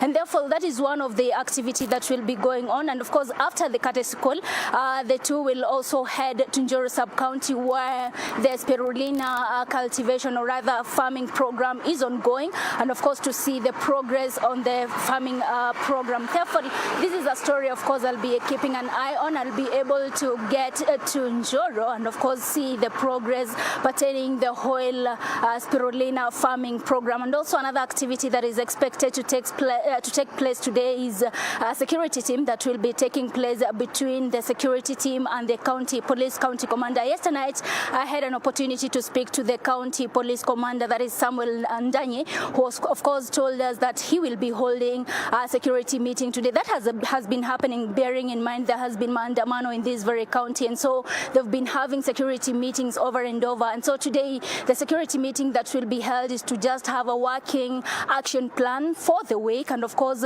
that is why he said they will be having this particular meeting to be able to know what way forward. I understand that Nakuru has been affected by the Confirm gang and there are several gangs in this very county, the Confirm gang, the Mauti and the Watizedi, and so this is one of the major things that the county commander of this very county, Nakuru County, Samuel Ndanyi, is looking into to see that he brings to an end the criminal gangs that have been terrorizing people in this very county. Therefore, these are two activities that are expected to happen today, and therefore, as the ambassador for Israel to Kenya, that is Michael, will be coming to to meet, or rather to pay a courtesy call to the county governor, that is Susan Kihika, will also be able probably to talk to him, if at all the governor will be able to hold a presser, or rather way later after the meeting. And of course, we shall be able to go with them to Njoro sub-county, where we shall be able to also see the progress of this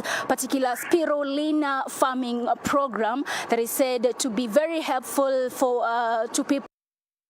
Conditions just like I told you about the obesity, high blood pressure, cancer, and many more. Therefore, those are the activities that are ongoing, or rather will be expected to take place in this very county of Nakuru. And of course, I will be able to follow up, and that means something will be cooking in our oven today, and of course, we shall be able to serve our viewers later in the evening. Therefore, Flora, that is all from Nakuru County.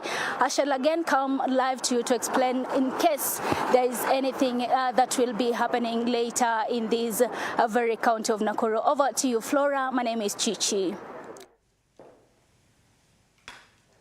Well, thank you so much, Chichi Josephine, for that comprehensive update. And of course, we'll be looking forward for that story later on in our subsequent bulletin. But even before we move on, perhaps I engage my co-host here in studio. Okay, we'll be coming to that a little bit later. Let's now cross over to Naivasha, where reporter Willie Dennis Njiru is currently standby to give us an update on what you can expect from that specific county, Nakuru County, Naivasha in Nakuru County. Thank you. Thank you very much, my colleague. Indeed, coming to you live from Naivasha. As you've heard from the situation as is in Nakuru, my colleague Flora Limuki, the situation here is very wanting, with everybody calling for truce from the two leaders, and that has been a clarion call from the clergy around here. But as such, as we have always done it, we are joined by a few of the Naivasha residents who are going to be telling us on what they feel about a truce between the opposition side and the government side. Ndugu, nieleze jina lako na unieleze ikiwa ni wakati sasa mazungumzo haya yaweze kuwa katikati ya rais na kiongozi wa mrengo wa Azimio ili kuwe na amani na kusitisha maandamano. Kwa majina naitwa Delmas. Mimi naonelea kwa maoni yangu, hawa watu wanafaa waongee kwa saa hii. Kitu cha kwanza, kuongea imaanishi ni kugawana serikali. Kuongea ni kuchunga maisha ya serikali. Hata kama Ruto unasema utaki maongezi, watu wako unasema unachunga, ndio wanaendelea kukufa kwa maandamano. Nao ndio watu walikupigia kura. Sio ati wakisema muongee ni kugawana serikali. Kuongea si kugawana serikali. Watu wengi wanaongea. Kila mtu sasa anasema muongee. Ili atusikize wananchi wa chini, ndio sisi tunaumia. Alafu utaniambia songa. Tumeshuhudia maandamano yenye vurugu, nataka niweke na mawaji. Kinyume na ilivyo taratibu kwenye katiba yetu ya nchi. Ni wapi tumeenda visivyo?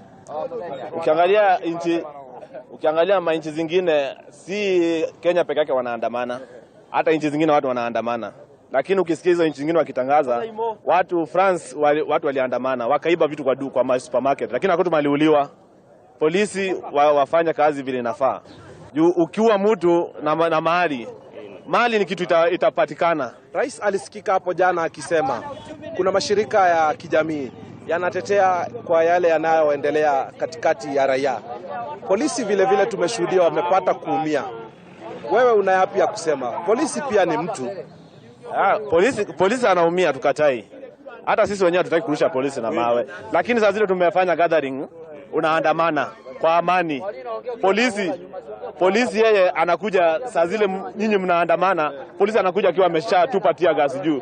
Polisi ndio wanaleta maandamano inakuwa ya vurugu. Asante, wacha tumsikie mwingine. Ndugu, jina lako alafu tueleze kuhusiana na shughuli nzima ya maandamano. Ni wakati sasa rais na kiongozi wa Azimio waweze kukaa chini pamoja ili kusitisha maandamano. Kwa majina naitwa Genothia, natoka hapo Naivasha Kafati. Hakuna kazi yenye ina mshahara. Ukienda kazi utapata mshahara. Ukienda maandamano ngojea mshahara pia. Kama unaamua ni kazi, ni kazi. Ukiamua maandamano si ni sawa. Hakuna mtu anakukataza na wewe ngojea mshahara yako. Tumeshuhudia vurugu, mauaji na uharibifu wa mali. Hivyo sivyo taratibu za katiba zinavyoruhusu. Uliza kama ni mali yako ingekuwa ikiharibiwa ungefurahia. Wewe ukiharibu mali ya mwingine, wewe jua ni kama tu ni yako. Hata utapata siku moja iharibike pia. Utafurahia? Wacha tusikie kutoka kwa mwingine. Ndugu, maoni yako, songa mbele kidogo. So majina yangu ni Brian Mtange.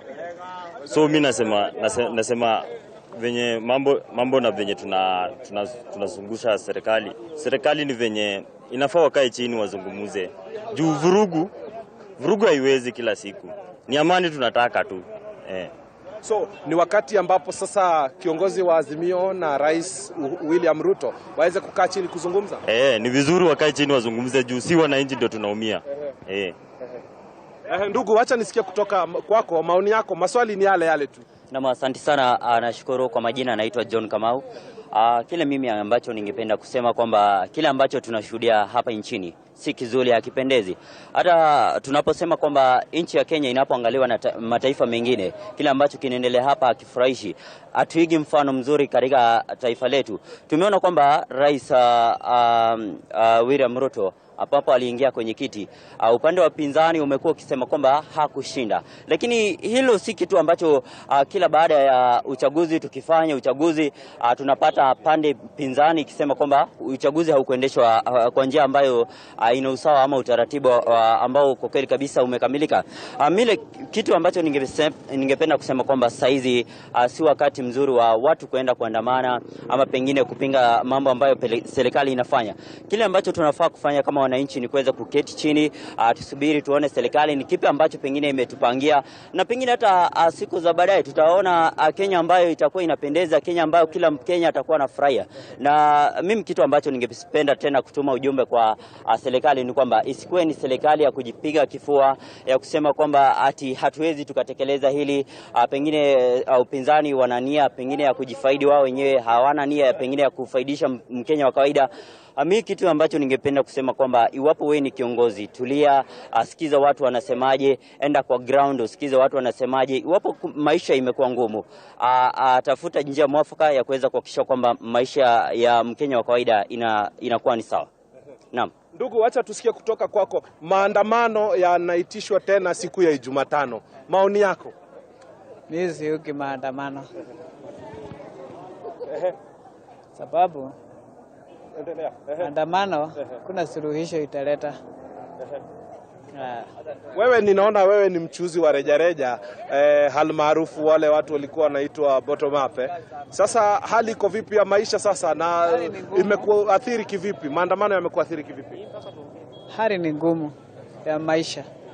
Sasa hali ni ngumu ya maisha. Lakini kwa maoni yangu sioni kama maandamano yatashukisha maisha. Hapana. Njia ipi sawa? Kwa sababu kuna rais, kuna kiongozi wa Azimio Raila Odinga. Ipi njia? Njia ni waongee na wasungumze. Na kuwe na suluhisho katika nchi na watu wafanye kazi, kwa sababu lazima watu wafanye kazi ndio uchumi ikue. Asante, wacha tusikie kutoka kwa ndugu mwingine hapa. Ndugu, nieleze jina lako, songea karibu. Nieleze jina lako, na tunazungumzia swala zima la maandamano yanayokusudiwa kwa siku ya Jumatano, na huku viongozi wa kidini wakiendelea kutilia mkazo kwamba tuendeleze amani na viongozi hawa waweze kukaa chini ili tukue na mustakabali wa maelewano. Kwa jina naitwa Eli Odero. Nilikuwa naona viongozi wakae chini waelewane. Kweli. Juu hii maisha tunakaa si maisha ya kawaida. Ruto ni president wetu, tunamwamini. Yeye na Raila wakae chini wangoe waelewane. Juu maisha imekuwa si huyu ama si pande ya huyu, si pande ya huyu. Sisi wote tunaumia. Wakae chini kama viongozi waelewane, maisha ibadilike. Mimi nilikuwa naona tu watu wakae chini waelewane, juu tunaumia si wananchi. Wataelewana kwa niaba yao ama kwa niaba ya wananchi? Kwa niaba ya wananchi. Waelewane kivipi? Waelewane, wakae chini waelewane kama watusaidie si wananchi. Ni mambo gani ambayo ungetaka kusikia ukiwa mwananchi wakizungumza kwa niaba yako pande zote mbili? Gharama ya maisha imepanda. Si mafuta, si chakula, kila kitu imepanda. Ni ili tu wakae chini waelewane, angalau hii maisha ibadilike.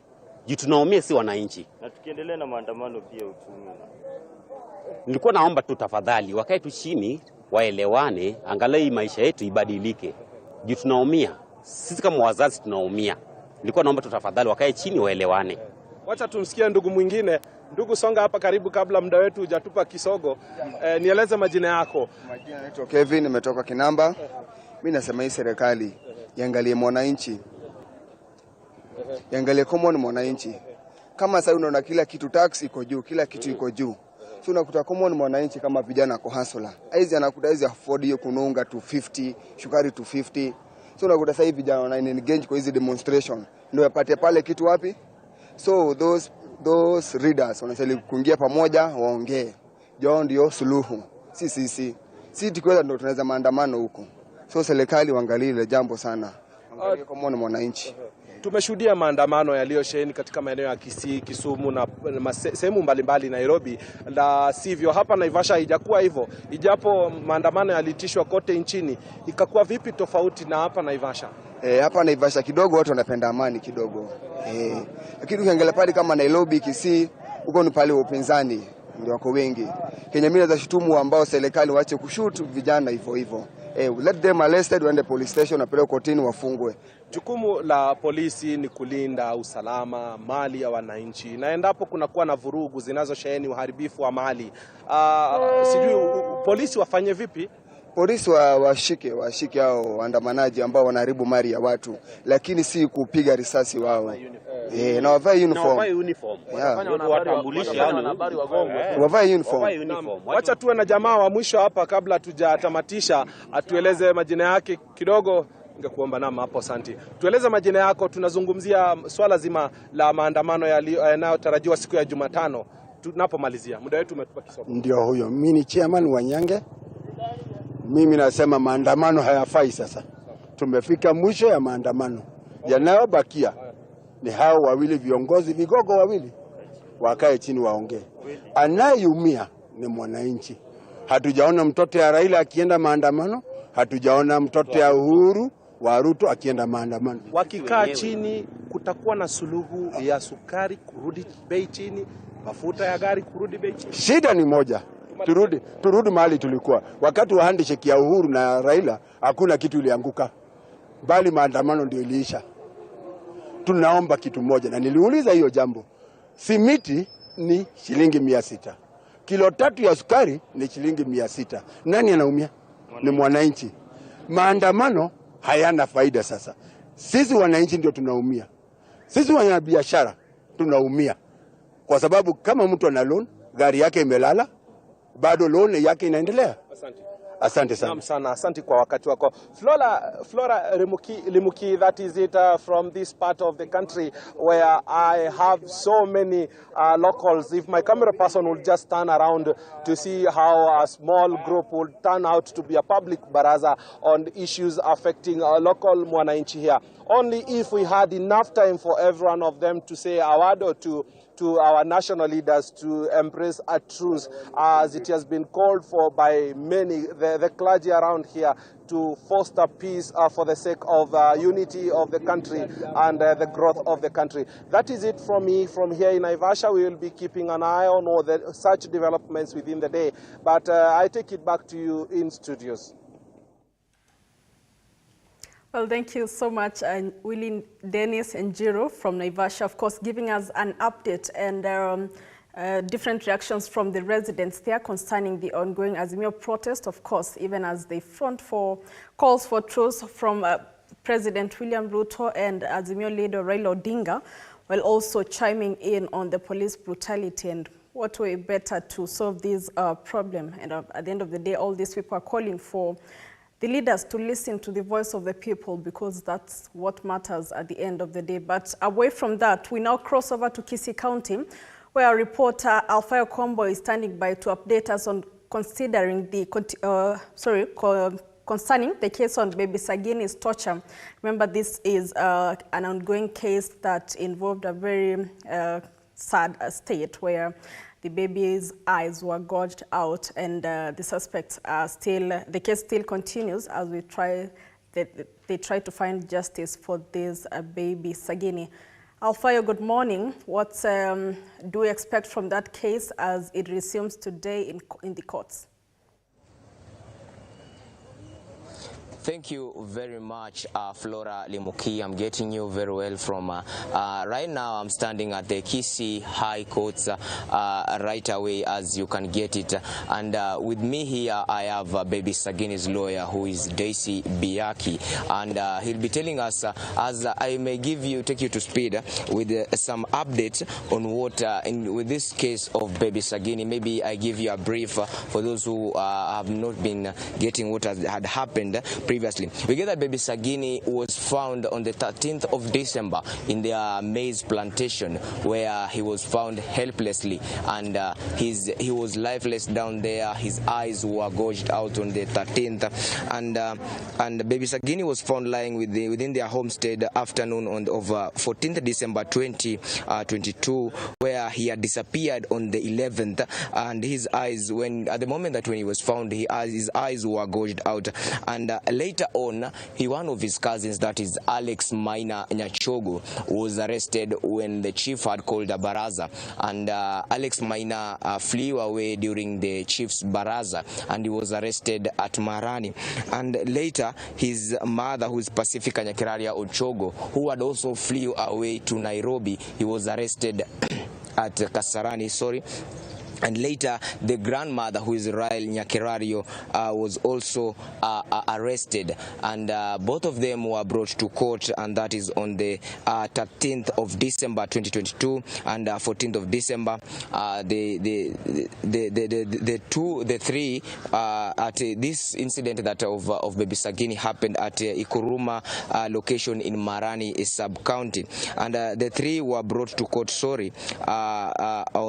that is on the 30th, and last week, that is last month, that is 30th of June, their verdicts were read. The case was read there here at Kisii Law Courts, and this case was to be given the verdict last week Friday. Due to the tension that was there due to the protest, the chief magistrate, that is Madam Christine Ongweno, decided to take this case to today, Monday, where that you'll be able to give the verdict of the three suspects. But right now, let me have Daisy Biaki to come and give us, being that is the lawyer to baby Sagini, maybe to tell us what is the expectation and what does she feel. Will there be justice to baby Sagini, being that today you are getting the verdict from senior chief magistrate, that is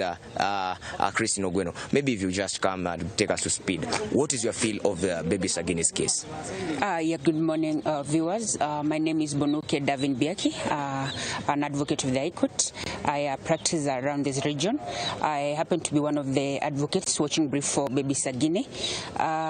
This was a case that drew emotions all over the globe, and we are glad that finally the court came to a conclusion that the 3 accused persons were indeed guilty, and they were convicted on the 30th day of June. Now, the Chief Magistrate adjourned this matter to today for purposes of sentencing. It was supposed to be done last week on Friday. It couldn't be possible considering the state of the nation currently. What we expect, or my feeling is, they should be sentenced to the highest sentence, that is that they said criminal act that they did attract. If you see that Sagini's grandmother is aged, what's your feel on that?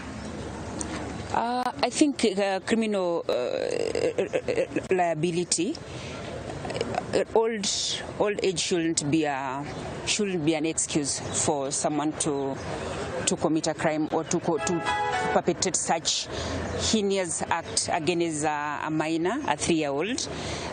So therefore, for me, I feel that they should be sentenced to life imprisonment. But again, we leave it to the court to decide. So probably at what time do you feel like this case will be starting? Probably around 10 a.m. So in today, 30 minutes time. Okay, thank you very much, Biaki. That has been Biaki, who is baby Sagini's lawyer, who has brought us up to speed. This is a case that we'll be following up and bringing you live and informing you in our other subsequent bulletins, that is at 11, at 1 p.m. and maybe even at 7 p.m. and 9 p.m. So be intact and continue listening to TV47 so that we may give you this county update here at Kisii County. My name is Kombo Alfayo. Maybe I pass back the mantle to you, Flora Limuki, in studio. Well, thank you so much for that update, Kombo Alfayo, and we definitely hope that baby Sagini gets his justice. Now we take a short commercial break. We'll be back with more. Stay tuned.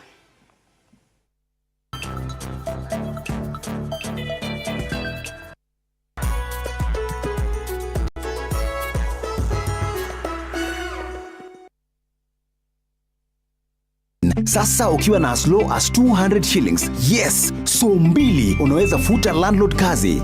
Kila mtu sasa anaweza kuwa home owner na boma yangu. Jishikie keja yako leo. Start saving any amount towards the 10% deposit required for unit allocation. Jisajili kupitia *832# ama uingie www.bomayangu.go.ke. Kisha weka shilingi 200 kama registration na deposit yako ya kwanza. Usipitwe, chukua hatua, ujipatie keja yako leo. Piga *832#.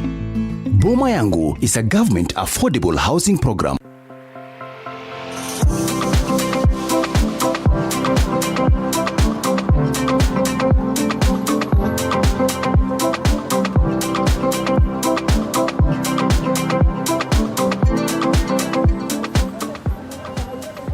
We are all facing the high cost of living, and we all have bills to pay, from school fees, rent, electricity, and even more importantly, getting that business permit.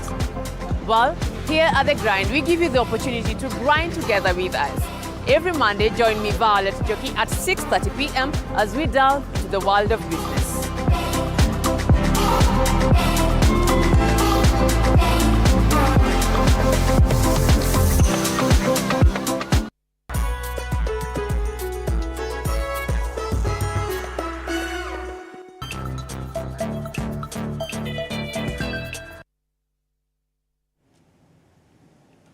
Welcome back, and thank you for keeping it Morning Cafe. Of course, we continue to have the conversation concerning what is going on across all the 47 counties.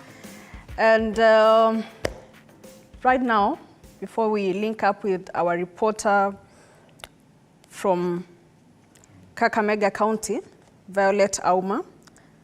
Good morning, Violet. How are you doing this morning? And do bring us up to speed on that story that you're following up on concerning the postpartum deaths and also the border elections that are set to go on later today in Kakamega County.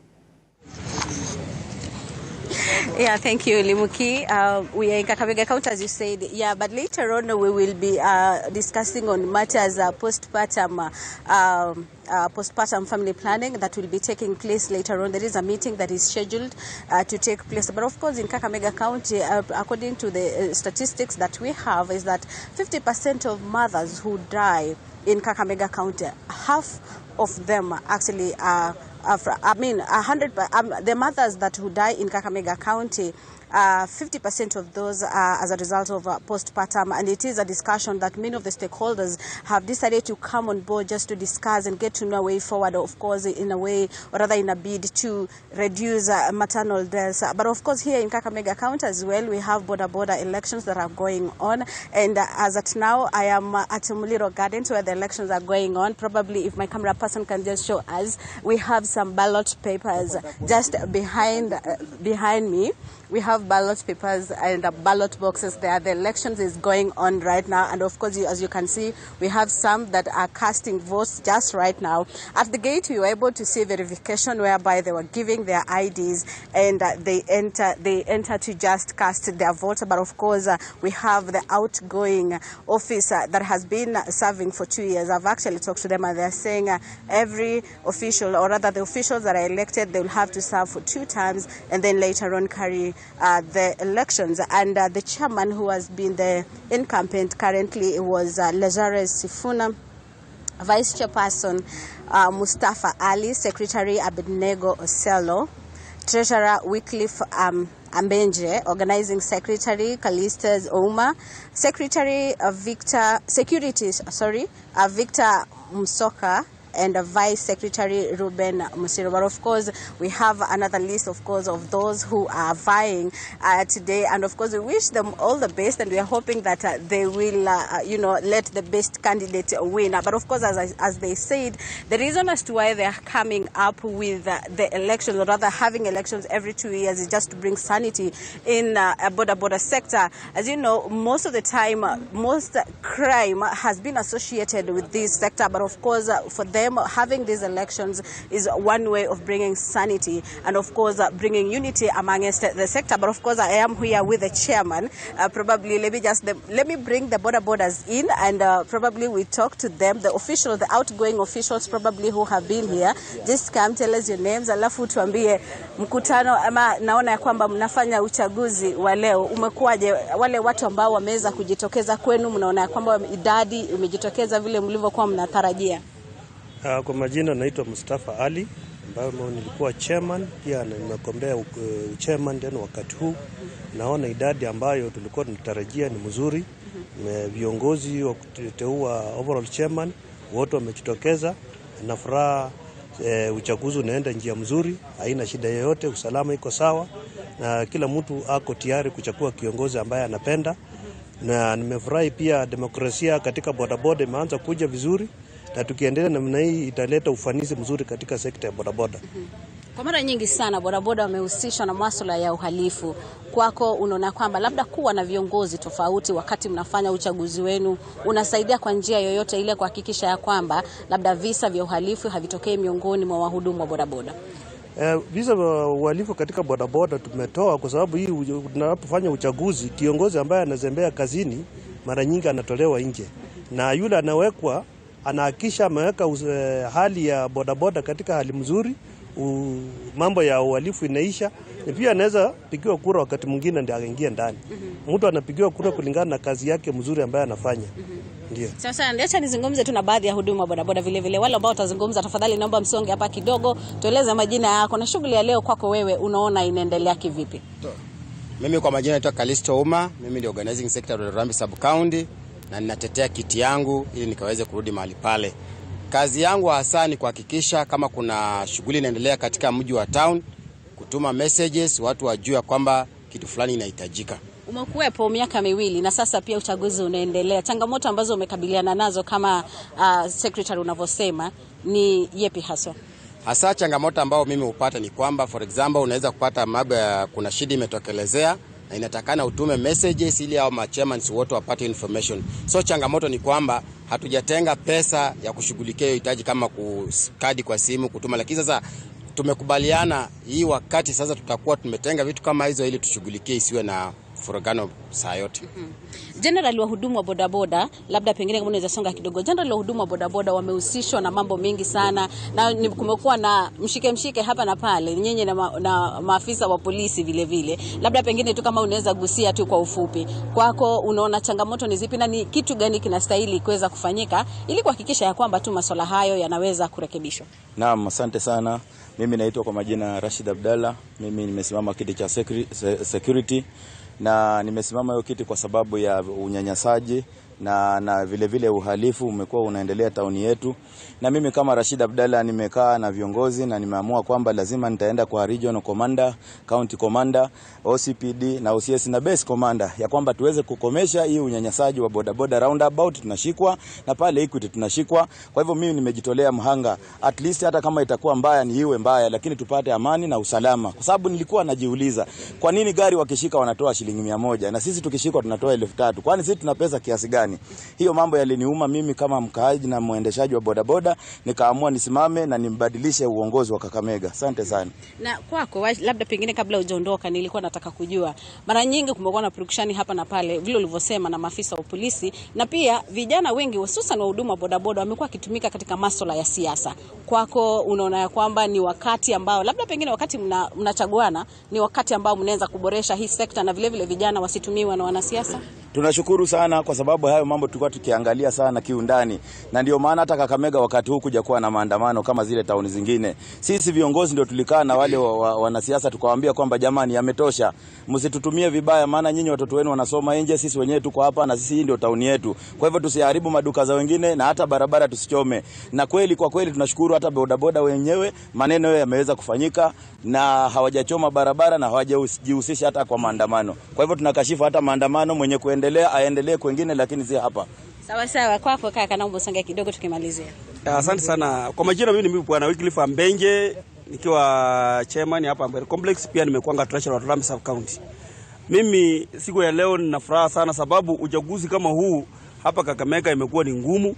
Hatujaifanya uchaguzi kama huu wa wanabodaboda hapa. Inaonyesha kwamba sasa saa hizi wanabodaboda tumeungana pamoja, tunataka tufanye kazi pamoja.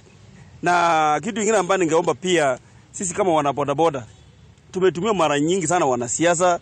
Tunaona mapikipiki zinapika maoni bila sababu, lakini najua kwamba uchaguzi ambao unaenda kufanyika leo utakuwa na msimamo, pale utauelekeza wanabodaboda chini wanaweza kuwa na umoja. Asante sana. Sawa kabisa. Mwisho kabisa labda mtu wa mwisho alafu tumalizie. Majina yangu naitwa Bernard Umwaka. Mimi ni mkombea wa kiti cha uchairman wa Kakamega wa Ruto Sub County.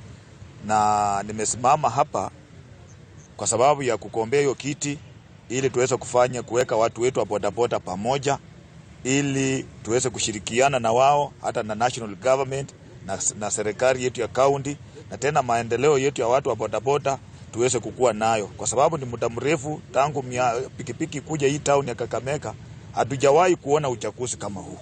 So ndio sababu tumeona ya kwamba ni vizuri uchaguzi ukaweze kukua kila wakati, kama kipindi imeisha uchaguzi ukue. So mimi naomba tu ya kwamba amani tuwe nayo watu wa bodaboda, hata wenye wataingia kwa ofisi waweze kutekeleza majukumu ambayo machairman wenzangu watakuwa kikaa bungeni wakipitisha. Kwako wewe umesema kwamba unagombea kiti cha chairman.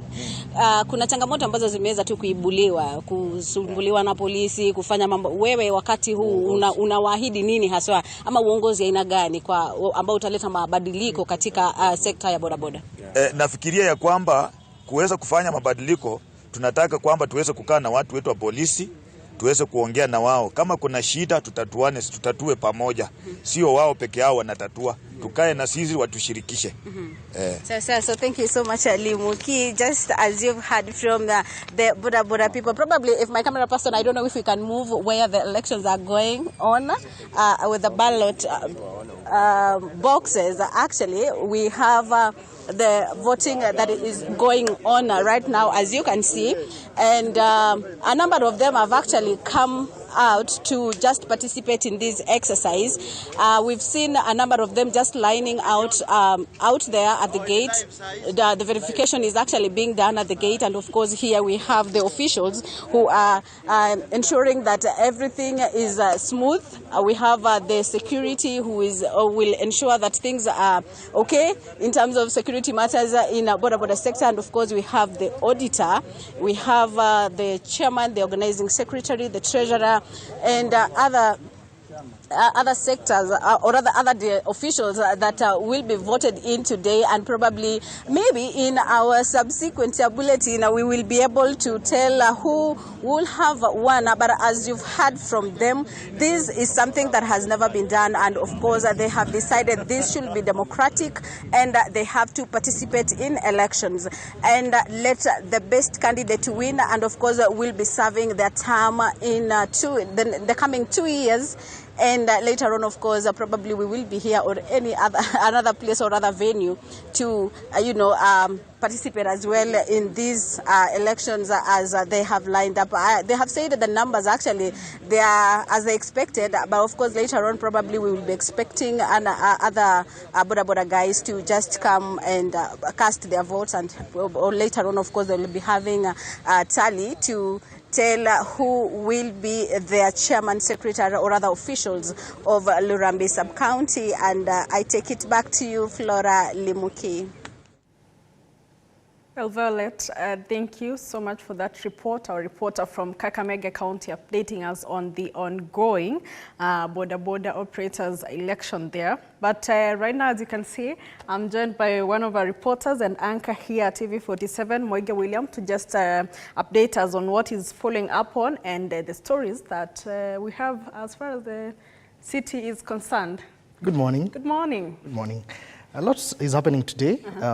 First, in our newsroom, we are going to follow up on the issue of the firearms, which the Director of Criminal Investigation asked the Uhuru Kenyatta family to return, quite a number of them. And you remember over the weekend, that was on Saturday, we saw former President Uhuru Kenyatta, addressing the media and also the nation about an allegation that the DCI had raided his son's home over matters firearms. And later on, we saw the Cabinet Secretary for Interior, that is Kithure Kindiki, issuing a statement on the same. So now, following up on that, you remember the lawyer to the family said that on Monday they are going to follow up with the authorities, that being DCI specifically. So that is one of the stories we're going to keep tabs on, especially at the DCI headquarters, see what will be transpiring, and also give our viewers the details of what is going to take place on that particular end of that story. Yeah, and away from that, there's also Azimio arrests going on all over from the weekend, and I understand that the likes of Pauline are still in custody, and also we have no update from Maina Njenga's arrest on that. Yeah, that is also one story we're going to keep tabs on. Remember, Pauline Njoroge was arrested with a number of other people for being suspected to be having narcotics. We are expecting that Pauline and the other suspects will be arraigned today in court. That is in the coastal part. They were arrested in Malindi or Kilifi. So that is, we are going also to keep tabs on that. Maybe the charge sheet, we get to see the charge sheet, and also how the investigating and also the prosecution side will move forward with that particular story. Taking note that still, as you have mentioned, Maina Njenga, still the whereabouts are yet to be known. But also we're expecting the police and also the prosecution at least to be able to present Maina and also other people who are arrested during that crackdown of Azimio leaders, section of Azimio leaders. We see what are those charge sheet that the prosecution will be going to lay bare before the magistrate or the judges once these people are presented in court. But up to now, we don't have any information on where and when they're going to be presented in court. But as the Constitution states, once you are arrested, the state has 24 hours before they produce you before court. But taking note of the cat and mouse game we saw with the Babu Owino's case, from JKIA all the way to Wangoro's police station in Kirinyaga County, then back to Milimani. Quite some drama. Yes. So I'm sure we're going to expect that, but we're going to closely keep tabs on this particular story also, so as to bring to speed our viewers here on TV 47. Also interesting, coming back to the capital, yes. Nairobi's, that is Nairobi, the governor, Governor Sakajare, is expected at the Senate today. That is before the Public Accounts Committee from 10 a.m. Maybe to bring up to speed the Senate and also the nation more so. Of interest is persons living within Nairobi City. Interesting, some of the figures we're getting from Nairobi City, yes. That is the county government, they have posted an increase of revenue collection by 673 million shillings in 3 months. Interesting. In 3 months. So we will be waiting to see how Sakaja is going to crunch and break down these figures before the Senate committee. Yes. And how is he managing to collect all this revenue? Yes. Remember, most counties have been crying foul of delayed disbursement from the National Treasury when it comes to the County Revenue Allocation Fund. Some delay, which they're saying it is affecting their planning, their development, but of the contrary, Nairobi is doing good. Also is Kiambu. Kiambu County is also doing good when it comes to revenue collection. So I think also these other counties should benchmark with these two counties so that we can be able to bridge that gap of deficit when it comes to funding of counties, apart from depending from the National Treasury. Yeah, because the conversation has always been, one of the biggest challenges of devolution is that the counties there's over-dependency on the national government. So if really counties can manage to raise this amount of revenue, then it's a move to the right direction in terms of being able to depend on themselves.